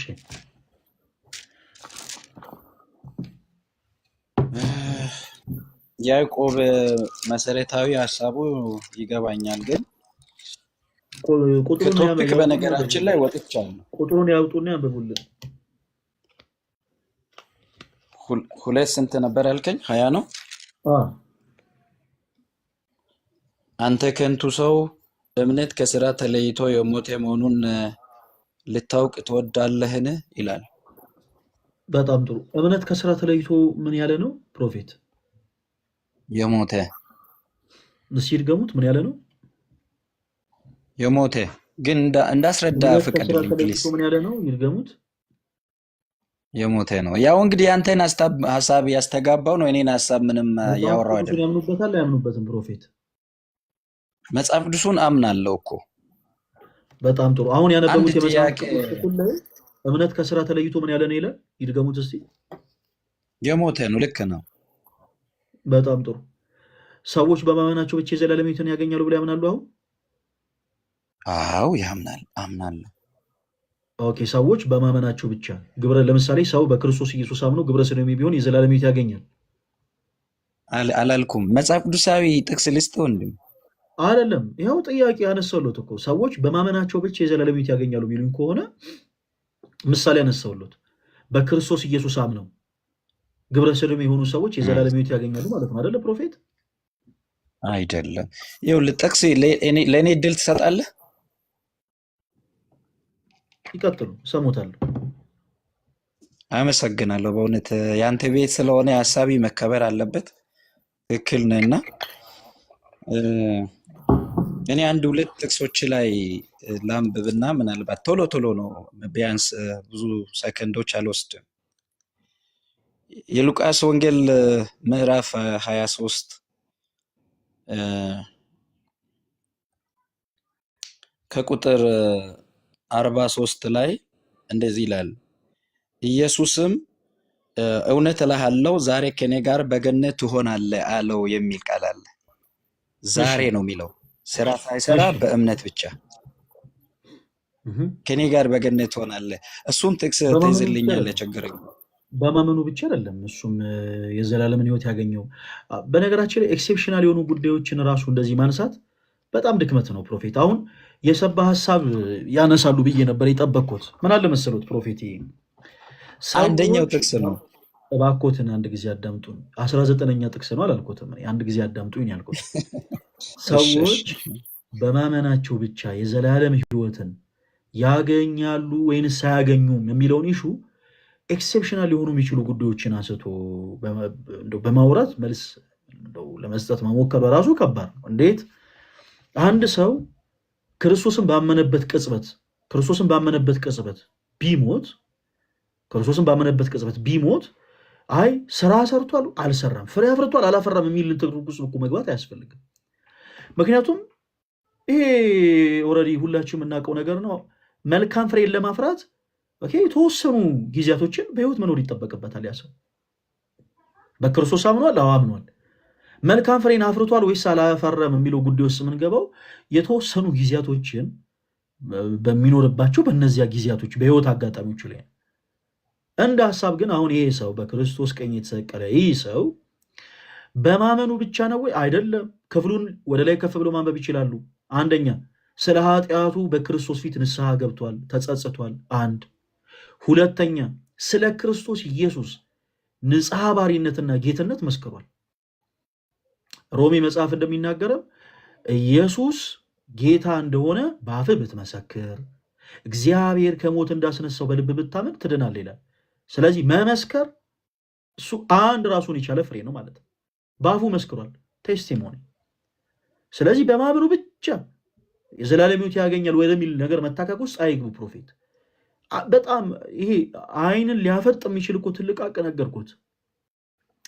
ሰዎች በኢየሱስ አምነው ግብረ ሰዶማዊ ቢሆኑ የዘላለም ሕይወት ያገኛሉ ወይስ? አሁን ይሄ ኤክሴፕሽናል አይደለም፣ በቃ መሰረት የሆነ ጥያቄ ነው። ሰዎች በክርስቶስ ኢየሱስ አምነው መልካም ፍሬን የማያፈሩ ከሆነ ይወገዳሉ ምንለው ለዛ ነው። በክርስቶስ አምነው ለምሳሌ ግብረ ሰዶማዊ ቢሆን አንድ ሰው የዘላለም ሕይወት ያገኛል ወይስ አያገኝም? እርሶ መልሰውልኛል፣ አያገኝም ማለት እንዴት ነው? ሁለት እግር አለኝ ተብሎ ወደ ዛፍ አይወጣም። አይ ስለ ግብረ ሰዶማውያን ከሆነ አይ አያገኙም። እሺ እንዲሁ ደግሞ ኢንጀነራል ሰዎች በማመናቸው ብቻ የዘላለም ሕይወት ያገኛሉ ወይስ ያገኙ ሲባሉ ደግሞ አይ ያገኛሉ። እንዲህ አይነት አካሄድ መሄድ አይቻልም ፕሮፌት። እና እስቲ ሌላ ጊዜ በደንብ እንደው ከእርሱ የተሻሉ ሰዎችን እርሶ የሚጠይቁና ተወያይተውበት ሌላ ጊዜ እንደዚህ ላይ ስንገባ ብቅ ይበሉና እናወራበታለን። ፕሮፌትዬ ስለነበረን ታይም ግን በጣም አድርገን እናመሰግናለን፣ እንወዶታለን። ደህና ይሁኑልን ፕሮፌትዬ፣ ሰላም ሁኑ። አመሰግናለሁ። እሺ ሌላ ጊዜ እሺ። በጣም ስለቸኮልኩ ነው፣ ሌላ ጊዜ አስገባታለሁ። እንደሱ አይነት ወንድምን ሁልጊዜ ነው የምናስገባው። እሺ በጣም ጥሩ ሰው ናቸው ፕሮፌት። የኔ ተወዳጆች ይሄ ኦርቶዶክስ የወጣት ጉባኤ የሚለው የቲክታክ አካውንት የኔ አካውንት ነው እና ፎሎ ያደረጋችሁት እህቶች ወንድሞች ፎሎ አድርጉት። ፈለገ አትናቴዎስ የሚለውን አካውንት ነው ወደዚህኛው አካውንት የቀየር ነው፣ ኦርቶዶክስ የወጣት ጉባኤ ወደሚለው ማለት ነው። ከዚህ በኋላ በጣም ትልልቅ ጉባኤቶችን አሁንም ኦርቶዶክስ የወጣት የሚለውን ጉባኤ ስለምናዘጋጅ አካውንቱን ወደዚህ የቀየር ነው። ለዛ ነው እና እዚህ ውስጥ ያላችሁ ሁላችሁም ፎሎ ያደረጋችሁ አካውንቱን ፎሎ አድርጉት። እሺ ሁላችሁም ፎሎ ያላደረጋችሁ በአጠቃላይ አካውንቱን ፎሎ አድርጉት እና ውስጥም የተለቀቁ ደግሞ ጉባኤው ጋር ተያይዞ ያሉ በጣም ግሩም የሆኑ ቪዲዮዎች አሉ። እነዛን ቪዲዮዎችንም ተመልከቷቸው። እንደ እግዚአብሔር መልካም ፈቃድ እንግዲህ የተለያዩ መልካም የሆኑ ነገሮችን ወደ እናንተ እናደርሳለን።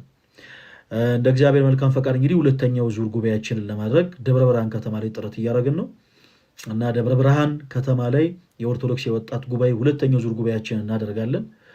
እግዚአብሔር አምላክ ከሁላችን ጋር ይሁን። ፕሮቴስታንት ወንድሞቻችን፣ በተለይ በደብረ ብርሃን ከተማ ያላችሁ ፕሮቴስታንት ወንድሞቻችን በሚኖረን ጉባኤ ላይ ተገኝታችሁ የክርስቶስ ኢየሱስን ቃል እንድትማሩ በጌታ ፍቅር እንጋብዛችኋለን። እንወዳችኋለን። ሰላም ሁኑልን። ባይዘዌ ሶስተኛው ዙር ሐዋሳ ነው። ሶስተኛው ዙር ጉባኤያችን ሐዋሳ ነው። እንመጣላችኋለን። ጉባኤው እዛም ይደረጋል። ደህና ሁኑልኝ። እሺ የኔ ተወዳጆች ሰላም ሁኑልኝ። ዛሬ ሄድክባቸው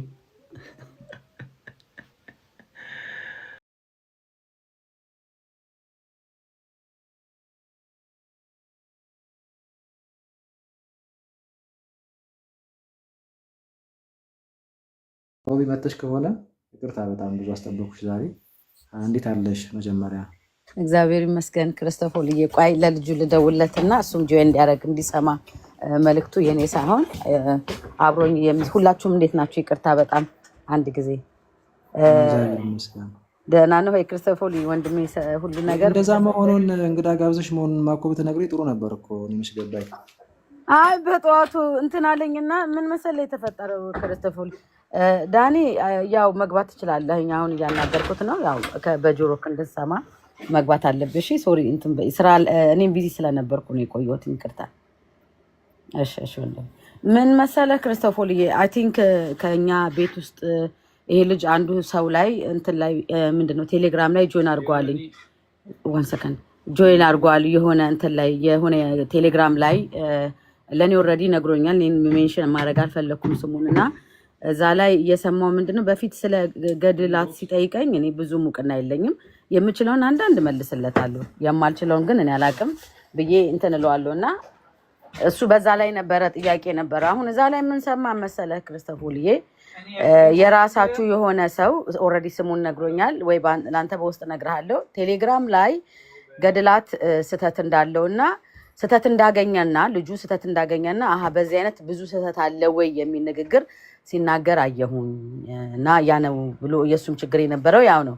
እኔ ደግሞ ምናልባት እሱ እዛ አንድ በቲክቶክ ላይ የምታውቀው ናዱ ሀብ ዩ ካን ዩዝ ዲስ ዋን የምታውቅ ሶሪ ቅርታ በጣም ስራ ላይ ስለሆንኩ ነው። እኔ የምታውቀው የማውቀው ይሄ እንደዚህ አይደለም። አንደኛ ነገር ምንድነው ይሄን ሀሳብ በዚህ ጋር ላመጣውና እሱም እንዲሰማ የፈለገው ምናልባት እዚህ ላይ ቲክቶክ ላይ ያሉት አንደኛ ብዙዎቹም ዲያቆናት አይደሉም፣ በትምህርት የገቡ ናቸው። ሁለተኛ እነሱ እንዲያሉ ማለት ቤተክርስቲያኗን አይወክሏትም። ቤተክርስቲያኗ ሁሉም ያውቁታል የሚሉት አይደለም።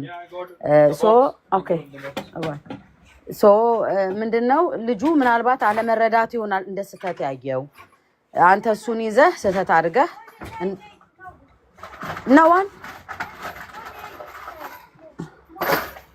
አይ አላስወራማሉኝ እና ምንድነው ልጁ ያሰበው እሱን እንደ ትልቅ ሰው አሁን እንዲሰማ እሱም እየሰማክ ስለሆነ ነው። ልጁ እንደ ትልቅ ነገር ያሰበው ምንድነው ልጁ እዚህ ቲክቶክ ላይ ብዙ ፎሎወሮች አሉት፣ እናንተ የምታውቁት ናችሁ እና ምናልባት እሱን እንደ ትክክለኛ ሰው አድርጎት እና የተናገረው ነገር እውነት ገድላት ላይ ስህተት አለ ወይ ለካ በዚህ አይነት ብዙ ስህተት አለ የሚል ነገር ሰምቷል። እና ይሄ ነገር ክርስቶፎልዬ ወይ የልጁ አተረጓጎም ነው ወይ ስህተትም ሊኖራል አላቅም፣ ግን በቃ ኮምፕሊትሊ ነው የወሰዱት። እንዲሰማው ፈልጌ ነው እኔ ያ ገብቶኛል፣ ተረችሻለሁ። እየተቸገረች ስለሆነ ነው ጣልቃ የገባሁብሽ ስለተረጋጋሽ ነው ወይስ ሳለ ላይ ቀረ? እሺ ይሄው ነው አይደል? እንደዛ ከሆነ ላንተ እነግርሃለሁ እንጂ ችግር የለውም። እኔ ወንድማችን ስለሆነ ሜንሽን ማድረግ አልፈልግም። አይ ለሱ ሜንሽን እንድታደርጉ ነው የማልፈልገው። ምክንያቱም አንዳንዴ ምንድነው መሰላችሁ፣ እሺ ሮብዬ፣ አይ ቅድምም ዝመን ጣልቃ ማስገባት እንችል ነበረ፣ እንደዚህማ ከተቸገራችሁ አክቹዋሊ አሁንም መልካም ነው። ይኸውላችሁ ኦርቶዶክሳውያን የቅድሚያ በነገራችን ላይ አሁን ቶማስን ቅድም ስለው እንደነበረው መሰረታዊ ትምህርት የክርስትና ትምህርት መጀመሪያ ቁጭ ብላችሁ ተማሩ። ገሌ እንደዚህ አለ ገሌ እንደዚህ ከዛ ግራ መጋባት ወይ ደግሞ ኢቭን እኮ ብለነው እኮ ላይሆን ይችላል። ለምሳሌ የሆነ ነገር ስል እናንተ ጋር ሲደርስ የእናንተ ፐርሰፕሽን የመረዳታችሁ አቅም ወይም የመረዳታችሁ ሁኔታ እኔ ማለት እንደፈለግኩት ሳይሆን በቃ ወይ ተቆርጦ ነው የሚመጣ ወይ ደግሞ ጽሑፍን ብትሆን እንደዛ ነው። እኔ ማለት እንደፈለግኩት መግለጽ እንደፈለግኩት ሳይሆን እናንተ ጋር ሲደርስ ሌላ ይሆንባችኋል። ስለዚህ ቸክ የምታደርጉት ከእኔ ነው። እስቲ ነግራችሁም ይብል ላትረዱት ትችላላችሁ። ወይ ደግሞ እኔ ምናልባት ወይ የገለጽኩበት መንገድ እኔም እንደማምኑ አይደለም ማለት ነው። ኦኬ። ወይም ደግሞ የተንሻፈፈ አንዳንዴ የተንሻፈፈ አገላለጽ የሚጽፍ ሰው የተንሻፈፈ አገላለጽ የሚገልጽ ሰው አለ። ሁላችንም ድክመት አለብን በነገራችን ላይ። ያ አይደለም እንደኔ ያለ ሰው አይደለም ገሌ አንድ የቤተክርስቲያን መምህር የሚባሉት ሊቃውንት የሚባሉ አካል ተነስተው ስለተናገሩ ያ የቤተክርስቲያን ትምህርት ነው ማለት አይደለም። ማወቅ አለባችሁ። አሁን እኮ መሰረታዊ ክርስትና ትምህርትን ቁጭ ብለን ስላልተማራችሁ ነው። አሁን ብዙ ሰው ስለማንማር እኮ ነው። ገብታችኋል? አባ እንደዚህ ድንግጥ ተውትና እንደዚህ እህት ወንድሞች እንደው እንዳይረዝምብኝ እንዳይሰፋብኝ እንደው ባጭሩ እንትላት እየጨነኩ ነው እንጂ አርቲስት በውሸት ጴንጤ የሆነ ሲባል እኮ ጴንጤ ለመሆን እኮ የሚዳዳው ህዝብ እኮ አለን እኮ። ህዝብ እንኳን ይቅርታ ሄዳ ጸልሳን ህዝብ እንኳን አይሆንም። እንዲህ አይነት እንኳን ወጣት እንኳን አለ እኮ በዚህ ዘመን። እንዲህ አይነት እህት እንዲህ አይነት ወንድም አለ። ነገጥሞኝ ያውቃል። አርቲስት ገሌ ጴንጤ ሆነ በቃ እሱ ከሆነማ እንግዲያስ ገብቶታል ማለት ነው እንዴ? አርቲስት እኮ ነው የተባለው። ለምን ሊቃውንት አይሆንም? በሳቸው ላይ ነው እምነታችን የተመሰረተው እንዴ? በድሮ እኮ አሪዮስ በቃ ገራሚ የሆነ ድምፃዊ ማለት በድምፁ ሁሉን የሚማርክ በእውቀትም ደረጃ ዛትማች በጣም የማይናቅ በተለይ እንደው በዚህ ዘመን ያለነውን ሊወንስ የሚችል በጣም ተሰሚነት አይነት ያለው አይነት ሰው ነበር አሪዮስ። መቅዶኒዎስ ጳጳስ ነበር። ጭራሽ ቄስ ትሉኛላችሁ፣ ጳጳስ ነበር መቅዶኒዎስ። ንስጥሮስ ፓትርያርክ ሁሉ ነበር። አይገርማችሁም? እንዲህ በዚህ ዘመን ራሱ እንዴት ነገር ፈተና የማያጋጥመን እንደዚህ ከላይ ድረስ የዶግማቲክ ክደት ክደው ምናምን አይነት ነገር ያላጋጠመን እኮ እግዚአብሔር እኮ ሲጠብቀን ይመስለኛል። ድክመታችንን ስለሚያውቅ ነው እንጂ እና ምን ሊሆን ይችላል ጎበዝ?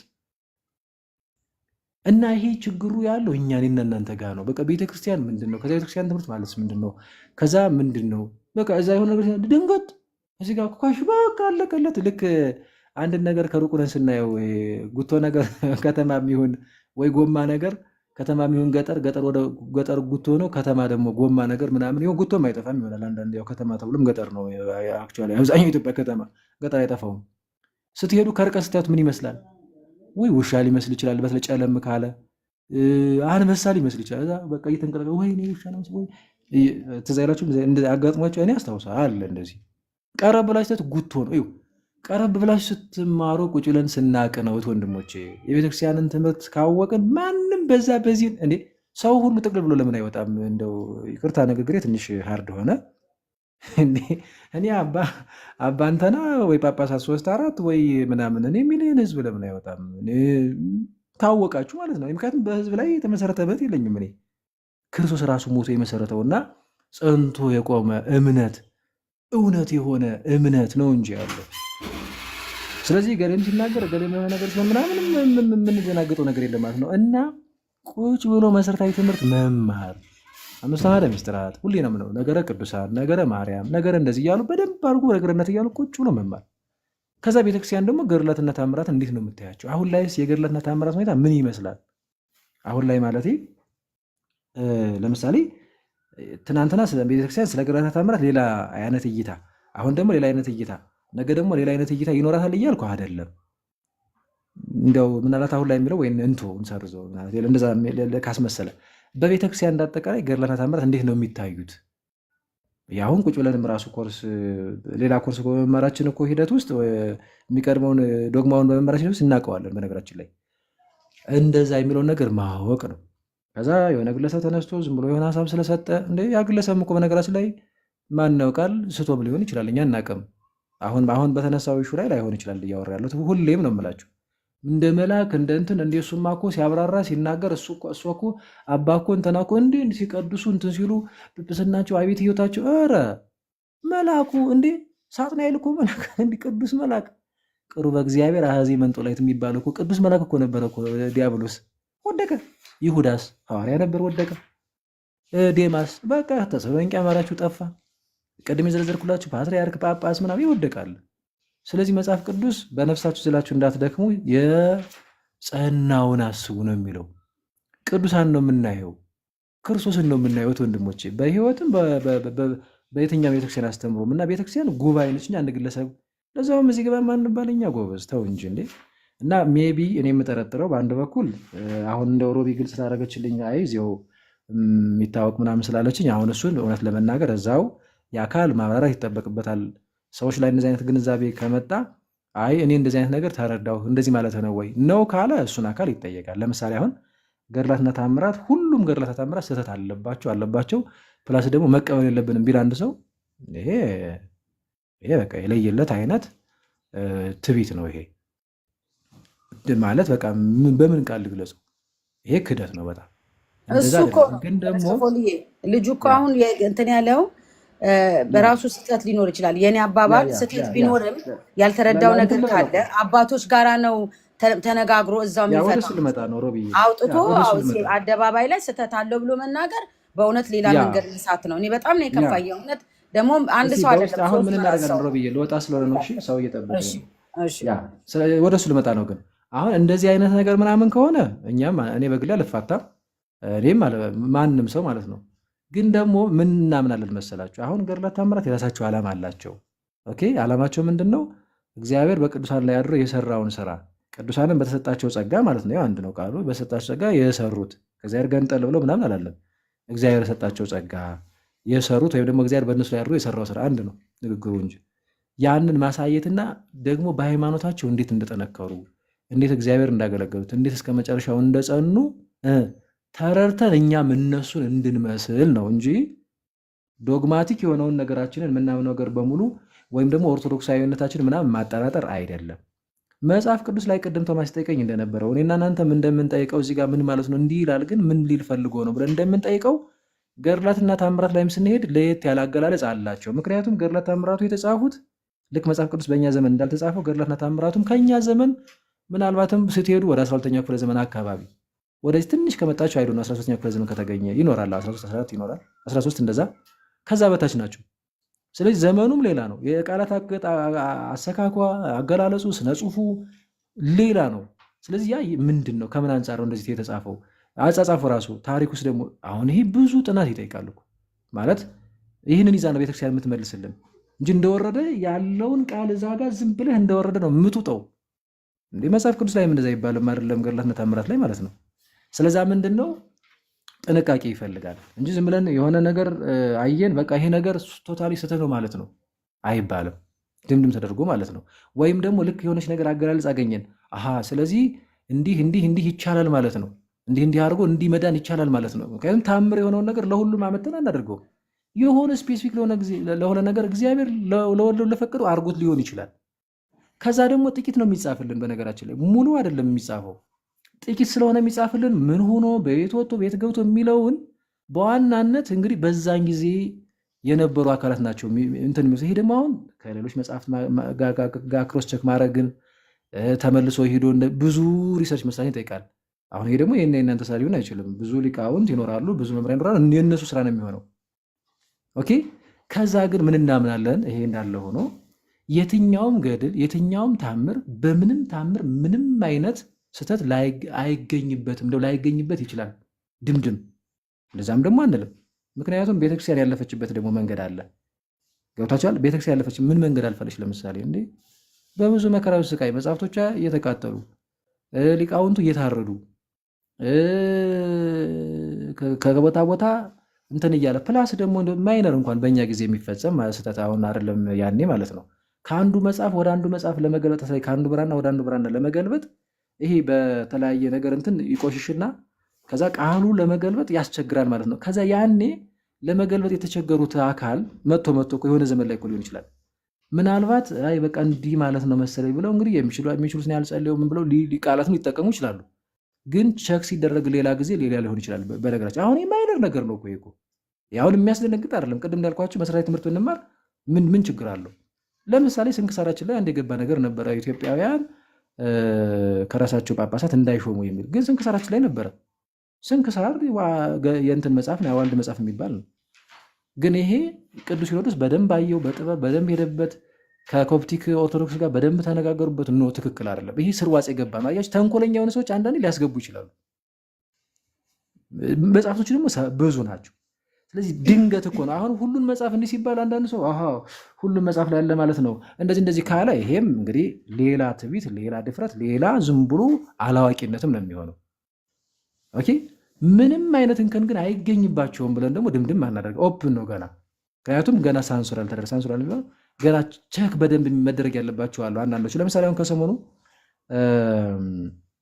ገድለ ቅዱስ ዮሐንስ መጥምቅ የሚባል መጽሐፍ ስሙ በደንብ እንዲያውም ጴንጤዎቹ አይ ቲንክ በዚህ ጉዳይ ላይ እየደለቁ ነው መሰለኝ። ፖስት አድርጌው ነበር፣ ሌላ ጊዜ ይመጣበታል ወይ ከቻልኩ በኋላ ካልደከመኝ የሚባል መጽሐፍ አንድ ግለሰብ አሳተሙ ማለት ነው። ምን አይነት መጽሐፍ ነው ምናምን ወደፊት በደንብ አጣርተን ለእናንተም እንትን እንላለን። እና ገድለ ምንድን ነው የሚለው ወይም የዮሐንስ መጥምቅ ገድል ነው የሚለው። ገድለ ዮሐንስ መጥምቅ እንደዚህ ነው የሚለው እና ግለሰብ ናቸው ያሳተሙት።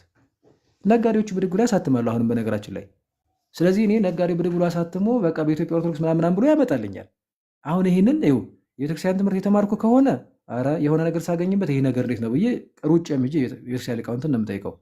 ኢቭን አቅሙ ካለኝ ሄጄ ላመለክት እችላለሁ ለሊቃውንቱ፣ ይህ ነገር ይታይ ምንድን ነው እንደ ልጅነቴ ነው የምጠይቀው፣ ይቻላል። ከዛ ግን ቸክ ሲደረግ አሁን ይሄ መጽሐፍ አሁን ያልኳችሁ መጽሐፍ ቸክ ሲደረግ ብዙ ከቤተክርስቲያን ትምህርት አስተምሮ ጋር የሚጻረሱ አሁን ቤተክርስቲያን ምላሽ በደንብ መሰጥ ይመስለኛል በዚህ ጉዳይ የሚጻረሱ እጸጾች ተገኙበት። ግን ከላይ ዝም ብሎ ገድለ እንትና ብሎ ግለሰብ ዝም ነጋዴ ስላመጣና ስላሰራጨው ስለዚህ ቤተክርስቲያን መጽሐፍ ነው ስለዚህ እኮ ትክክለኛው የዮሐንስ መጥምቅ ገድል ነው ብዬ ልጠቀሙ ነው ማለት ነው አይደለም። ሲመረመር ስህተት ነው ይሄኛው። ግለሰብ ነው ያሳተመው። እኒህ ግለሰባን ወደ ቅዱስ ሲኖዶስ ቀርበው ራሱ ማስተባበያ ይስጡ። ለምንድነው እንደዚህ ያደረጉ ሊባሉ ነው እንዴ? ማተሚያ ስላለው ብቻ እንዴት ማለት ነው። እንዲህ አይነት ያያችሁ መሀል ላይ ቤተክርስቲያን የሚያጋጥሟት ነገሮች ሊኖሩ ይችላሉ። ስለዚህ ያኔ ታጠረዋለች። መሰረታዊ ትምህርቱ አለ። ያን መሰረታዊ ትምህርቷን ታይና ከዚህ መሰረታዊ ትምህርቷ ጋር የሚጋጭ ነገር ከመጣ ይሄ እኮ ስንማር እኮ የምንማር እኮ ነው። የትኛውንም አዋልድ መጽሐፍት አትቀበልም ማለት አዋልድ መጽሐፍት ተብሎ እንደዚህ ተሰይሞ ቢመጣ ወይ ገድል ወይ ታምር ተብሎ ቢመጣ እና ይህ መሰረታዊ አስተምሮ የሚያናጋ አይነት ነገር ከሆነ ይመረመርና ቸክ ይደረግና እንደ ያጻጻፍ እንትኑ እንደው ይሆን ይሄ ባህሉ በዛን ዘመን የነበረው ያገላለጽ እንትን ይሆን ወይስ ደግሞ ምንድን ይሆን ምናምን ተብሎ ግን ጥናት ይፈልጋል ተብሎ ልትወት ትችላለች። ልክ የሰሞኑን የግለሰብ መጽሐፍ ያሳተሙትን እንደተወቹ ማለት ነው። ስለዚህ ምንም አይነት እንዲያው እንከን እንዲያው ጭራሹኑ አይገኝበትም እንደው የሚል እንደዛ የለም። እንኳን አይደለም ይቅርና ገድልና ታምር ላይ ነገራችን ላይ መጽሐፍ ቅዱስ ላይም እኮ የፊደል ስህተት እናገኝ አይደለም። ምሳሌ አይደለም ኢቭን አንድ ቃል የሆነ ነገር ብሎ ለመጻፍ ሌላ ትርጉም ይዞ ሊወጣ ይችላል። ታምረ ማርያም ላይ አስታውሳለሁ። ለምሳሌ እንደውም ባለፈው የዛሬ 2 ዓመት በፊት ነው ምናምን ቀለሟ ድንግል ማርያም እንደዚህ አማላጅ እንደዚህ ከሆነች እንደዚህ ምናምን ብሎ በትክክል አልገለጽኩትም፣ ግን መናገር የፈለኩትን 6ቱን ቃላተ ወንጌልና 10ቱን ቃላተ ኦሪት ለመፈጸም አንሻ ይላል። አ ነው የሚለው የትኛው ቆየት ብሎ የታተሙ ማለት አንሻ እንዴ። ስለዚህ ምን የሚል መልእክት ያመጣል መሰላችሁ? እንደዚህ ከሆነ በቃ ድንግል ማርያም ታማልዳለች፣ 10ቱን ትእዛዛትም 6ቱን ቃላተ ወንጌል ተራማብራ ተጠመጣት ምናምን የሚባል ነገር ማያስፈልግህም፣ ታድናለች። አንሻ ቃላችሁት። የሚገርማችሁ ቀለም ጴንጤዎች ፐርፐዝ ላይ የሚያደርጉት 2ቱን መጽሐፍ ይዟል።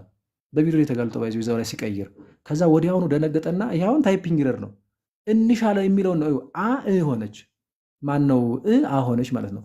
ከዛ እንሻ የሚለውን ሌላ ገልብጦ አንሻ የሚለውን ልክ እንሻ የሚለውን እያነበበ ገልብጦ ግን እዛው አንሻ የሚለውን አዳባይ ላይ ሲያደርግ ትዝ ይለኛል። አይ ቲንክ ሄሉ ዲፊባቸውን ለጥፎት ነበር። አሁን እንሻና አንሻ የሚያመጣውን ለውጥ አመጣችሁት፣ አያችሁት? ስለዚህ እንዲህ አይነት የሚረድ ይፈጠራል። ፕላስ ደግሞ እንዳልኳችሁ እንደዚህ ሲገለበጥ ምናልባት አንዳንዴ ምናልባት ደግሞ ከሃዲ የሆኑ ሰዎች ተንኮለኛ ሰዎች የሆነ ነገር ጣል አድርገው ሊሆን ይችላል ቤተክርስቲያን እንትን ለማለት በተለይ እነዚህ በሚስዮናውያን ዘመን በሚባለው ቤተክርስቲያን በብዙ መከራ ውስጥ ባለፈችበት ምናልባት የመገልበጥ እድል ብርሃን በግ ስለተቀመጠ ብቻ አይደለም ድንገት ጣል አድርጎ ሊሆን ይችላል። አሁን ይሄ ቸክ ተደርጎ ምናምን ቤተክርስቲያን ይሄ ስህተት ነው ስትለን ኦኬ ስህተት ነው ራሷ ሁሉም ያለ ነው። ነገራችን ላይ ይሄኛው ፓርት ብላ ለምሳሌ ቅድም ኢትዮጵያውያን ጳጳሳት ከራሳቸው እንዳይሾሙ እንዴ ለምን ነው የማይሾመው? እንዳይሾምላቸው ለምን ገብቷቸዋል አይደል? ለምን ምንም ችግር አልነበረው። ነገር ግን ይሄ አሁን ታረመ በጊዜ ሂደት እግዚአብሔር ፈቃዱን የሆነ ጊዜ ታረመ፣ ተስተካከለ። በቃ ነው ይሄ ቃል ትክክለኛ ቃል አይደለም ወጣ። ከዛ ግን ስንክሳር በሙሉ ስህተት ነው ተባለ እንዴ? አይደለም። ይቺኛዋ ፓርት ትክክል አይደለችም ወጣች እሷ፣ ሌላውማ ትክክል ነው። ገብቷቸዋል። እና እንዲህ አይነት ነገሮች መሀል ላይ ተንኮለኛም ሰዎች ፖለቲካሊም የሆነ ነገር ያለባቸው ሰዎች ሊያስገቡ ይችላሉ። ስለዚህ ያቺኛዋ ፓርት ምናልባት ብትገኝ ከአንዱ ከስንት ሺህ ገድል አንድ ቦታ ላይ አንደኛው ገድል ላይ ብትገኝ ትወጣለች። አለቀ። ይሄ ማይነር ስህተት ነው በነገራችን ላይ ምንም ይሄ እንዲህ በጣም የሚያስጨንቅ በጣም ምናምን አይደለም። እና ይሄ አንድ ቦታ ላይ እንኳን እንደው ቢያንስ የሆነ ስህተት ቢገኝ ወይም ደግሞ የእሷ ያልሆነ መጽሐፍ ተብሎ ልክ አሁን አስባችኋል። አሁን ያን ግለሰብ ያሳተሙት መጽሐፍ ወደ ቤተክርስቲያን ገብቶ ሲሰራጭ ቆይቶ ምናምን አይነት ነገር ሆኖ ከዛ ግን ቤተክርስቲያን ስደርስበት ኖ ትክክል አይደለም ግን ነጋዴን ያስገባው ሲጠና እና አሁን ይህንን ስለዚህ ቤተክርስቲያን ብለን እንቀበለው ነው እንዲሁ አወገዘች ቤተክርስቲያን ራሷ። ስለዚህ የምንሰማው ቤተክርስቲያን ነው። ዞሮ ስለመደበው በጣም ማውጣት አለብኝ ነው ቤተክርስቲያን ነው የምንሰማው። ግለሰብ ኦኬ ሀሳቡ ልናይለት እንችላለን። ምንድነው ያልገባን ነገር ምንድነው? ምን አድርጎ ነው የገለጸው? ቤተክርስቲያን ከምትገልጸው ውጭ ቤተክርስቲያን ከምታስተምረው ውጭ ከሆነ የገለጸው አንቀበለውም። ራሱ ለምን ሊቀ ሊቃውንት አይሆንም? ለምን ፓትሪያርኩ አይሆኑም? አንቀበላቸውም። ስለዚህ አሁን የሚገባችሁ ይሄኛው ቀረብ ብሎ መሰረታዊ ትምህርት ስትማሩ ነው። እንደዛ አድርጉ። በጣም ከይቅርታ ጋር ይበቃናል። እና ምን እናድርግ ሮቢ? በውስጥ አይ ቲንክ በደንብ ማውራት ያለብን ይመስለኛል። ይሄ ወንድምም ካለ በደንብ እንትን እንድንለው እዚህ ላሉት ይህንን እንደው ማለት ከቻልኩ ሌላ ጊዜ ባይዞ ልናነሳው እንችላለን አስፈላጊ ከሆነ። በተለይም ደግሞ ይሄ ገድለ ዮሐንስ መጥምቅ ተብሎ ቤተክርስቲያን ራሱ ያወገዘችውን የኔ አይደለም እኮ ነው የምትለው። ወይም ደግሞ ይሄኛው ፓርት እንደዚህ ሲባል ቸክ አድርጌዋለሁ ስህተት ነው ካለች እውነቷን እናምናታለን። ስለዚህ እንደዛ ስላለች አሁን ጴንጤዎች ራሱን ማለት ጀምሯል። ይሄው የተሐድሶ ውጤት ይሄው የኛ ውጤት ምናምን። ኧረ እባክህ አርፈህ ተቀመጥ። ይሄ ቤተክርስቲያን ከድሮም ጀምሮ ያለት አቋም ነው። አንተ ሳትኖር ማለት ነው። አንተ አሁን እዚህ 20ኛው ክፍለ ዘመን መጥተህ ነው የምትደልቀው ያለው። አንተ ሳትኖር አቋም አላት እኮ ቤተክርስቲያን። አሁን አንዳንዱ ተደናግሮ ይወጣና ከዛ በቤተክርስቲያን መብያው እንጀራው ያደርጋታል። እየተሳደበ ሊበላ ሲፈልግ ሊቀጣጥፍ ይኸው አያችሁ ድምጻችን ተሰማ ይላል ማለት ነው። ምንም አንተን የምትሰማ ቤተክርስቲያን የለችም። ያው የምትሰማ ይልቅ አንተ ስማኝ፣ ወንጌሉ ይሄ ነው ስማኝ፣ ገድልና ተአምር ላይ ያለኝ አቋም ይሄ ነው። የትኛውን መጽሐፍ ግን እንደው ቤተክርስቲያን አጥር ስላገኘሁትኝ ቸክስ አድርጌ መርምሬ በመጽሐፍ ቅዱሳዊ ትምህርቴ አይቼ እቀበለዋለሁ እንጂ ዝም ብዬ አልቀበለውም ነው የምትለው ቤተክርስቲያን። ሁሌ ነው የምትናገረው። ለምን ግዕዝ ብራና አይሆንም? ለምን ዕብራይስጥ አይሆንም? ለምን ግሪክ አይሆንም? ቸክ ታደርገዋለች ማለት ነው። ያ መጽሐፍ በተገኘበት ጊዜ ቸክ ታደርገዋለች። ከዛ አስተምሮ ምንድን ነው? ማን ነው ጻፊው? እንዴት ተጻፈ? ከዛስ ምንድን ነው የሚናገረው ትምህርት? በደንብ አድርጋ ቸክ ታደርገዋለች በነገራችን ላይ። እና እንደዛ ነው። እንደዛ ቸክ ታደርግና በግዕዝ ስለሆነ ኧረ በቃ እውነት እኮ ነው ይሄ ነገር አትልም። እንዴ አንዳንድ ጠንቋዮች እኮ በግዕዝም ጽፈው ዝም ብሎ ያስቀምጡት መጽሐፍ ሊኖር ይችላል፣ ቤተክርስቲያን ውስጥ ባይሆንም። በተለይ አሁን በቤተክርስቲያን ዙሪያ ላይ እንደውም አንዳንድ እንትኖች ለምሳሌ መፍትሄ ስራ የሚባል መጽሐፍ አለ። የቤተክርስቲያን መጽሐፍ አይደለም ያለው መጽሐፍ። ለምሳሌ እንደዚህ ያለ መጽሐፍ ቤተክርስቲያን አታውቅም። ኦኬ፣ ይሄ ሌላ ጊዜ እናነሳው እንችላለን። ግን እዛ አካባቢ አሁን እንደኔና እንደናንተ ያለ ምስኪን ንግድ ሆኖበት እዛ ከቤተክርስቲያን ትንሽ ወጣ ብሎ ሲሸጥ ልታገኙ ትችላላችሁ። ቤተክርስቲያን ምን ታውቅ? ምን እያንዳንዳችን ሄደ አንተ ምን መጽሐፍ ነው የምትሸጠው ምናምን እንዴ? ስንት ቤት ስራ አለባት ቤተክርስቲያን። ግን እኔ እንደዛ ተዘርግቶ ለምሳሌ አግኝቻ ቃለሁ እንደዚህ አይነት መጽሐፍ የዚህ ተሐድሶቹ መጽሐፍ አንዳንዴ ዲያቆን እንትና ነኝ ብሎ ያመጣና እዛ በራፍ ላይ ሲሸጡ ታገኛቸዋላችሁ። ግን ኦርቶዶክሳውያን ናቸው። ግን ለእንጀራ ብለው ነው። ግን የቤተክርስቲያን መጽሐፍ አይደለም። አሁን ቤተክርስቲያን ይህን ስታገኝ የምትላቸው ይሄን አይደለም። ልክ አሁን የሰሞኑ እንደተባለው ማለት ነው። እና እንደዛ ስለሆነ በጣም ጥንቃቄ ይፈልጋል። ስለዚህ ቤተክርስቲያን ምናልባት በሆነ ዘመን ላይ የእሷ ያልሆነ መጽሐፍ ቢገኝ ወይም ደግሞ ስቲል አሁንም ካሉት ላይ የሆነ አገላለጹ መስተካከል ያለበት፣ አንዳንዴ ጸሐፊም ከትርጉም ሲተረጉም በተዛነፈ ቃል ሊተረጉመው ይችላል። ሰዎች ናቸው። የቋንቋ ጥረት የእውቀት የምን ይኖራል። እሱም ሊቃና ይችላል። እንዲህ ሳይሆን እንዲህ ነው የሚለው ግዕዙ። በአረበኛ ከሆነ አረበኛው እንደዚህ ነው የሚለው ሴት አመራማሪ አካባቢ፣ ሃይማኖታዊ አካባቢ። ኮፕቲክ ከሆነ እንደዚህ ነው የሚለው ቅብጥ፣ ግሪኩ ከሆነ አረ እንደዚህ ነው የሚለው። ስለዚህ ይሄኛው እንዲህ ማስተካከል አለበት። ኖርማል ነው ይሄ፣ የሚያስደነግጥም አይደለም፣ ዘራፍ የሚያሰኝም አይደለም በነገራችን ላይ። እና በጣም ጥንቃቄ ይፈልጋል። ግን ስደመድበው የሆነች አገላለጽ አገኘንና እሷን እኛ የሆነች ነገር መሰለን፣ እውነትም የተሳተ መሰለን አምተን አረ ይሄ ነገር በቃ ስተት ነው፣ በዚህ አይነትማ ብዙ ስተት አለ። ማንንኛ ቤተክርስቲያን ብላለች። ስለዚህ በዚህ አይነት በቃ ብዙ ስተት አለ በቃ ምናምን። እንዴ ማን አንተ እንደዚህ? እኔ ማን ነኝ? በጣም ጥንቃቄ ይፈልጋል ሰዎች። እና ይሄ አሁን በተለይ ደግሞ ያላመኑትን ዝም ብሎ ማጠራጠር፣ ማነው ይሄ ያልጸኑትን ማጠራጠር፣ ልባቸውን መበተን። እነሱ በሆነ ባልሆነ ይደነግጣሉ። ምን ችግር አለው? የሆነች ነገር እኮ በነገራችን ላይ ትልቁ ችግር ያለው እንዳልኳችሁ ራሳችን ጋር ነው የምላችሁ። ቁጭ ብለን ያለ መማር፣ ቁጭ ብለን ቃለ እግዚአብሔር ያለ መስማት። አሁንም ያለነው ዓለም ውስጥ ነው ማለት ልባችንንም ሆዳችንንም ሁሉ ነገራችንን አከራይተን ያለው ሆዳችን ሳይሆን ህሊናችንን፣ ልባችንን ህሊናችንም አከራይተን ያለው ነው ለዓለም ነው። የሚገርማችሁ እስቲላው እንኳን ራሱ ሰው እንደዚህ እየተናገጠ ለመማር እንኳን ቁርጠኛ አይሆንም። ቤተክርስቲያን እንኳን ቀርቦ ንስሐ ለመግባት ስጋው ደግሞ ለመለወጥ ቁርጠኛ እንኳን አንሆንም። የሚገርማችሁ በቃ በውዝግብ መሀል ውስጥ ዲያብሎስን የማገልገል አይነት ነገር ወደ ክርስቶስ በቀርብ እንደዚህ ቢሆን የሆነ ሌላ ታምር ሞት የሚፈጠር ቢመስለው ሁሉ አለ የሚጨንቀው። ያሁን እውነት ለመናገር እንደው ሳናሰው በዲያብሎስ ስርዓት ውስጥና በዚህ ዓለም ስርዓት ውስጥ መሆን ነውና ይህን ከዚህ ነገር መውጣት ቀረብ ብሎ መማር ይጠበቅብናል እያልኳችሁ ነው። ይበቃኛል። ሮይ በውስጥ አገኝሻለሁ። እዚያ ሆቴሎች እናወራለን። ሜቢ ያኛው ወንድም ካልገባው የእሱ በግል አስረዳዋለሁ። ሰዓት በጣም ሄደብኝ እና መውጣት አለብኝ። ስለነበረኝ ጊዜ ሁሉ አባቶቻችን አምላክ ቅዱስ እግዚአብሔር ስሙ ይክበር ይመስገን። አባታችን ሆይ እንበል።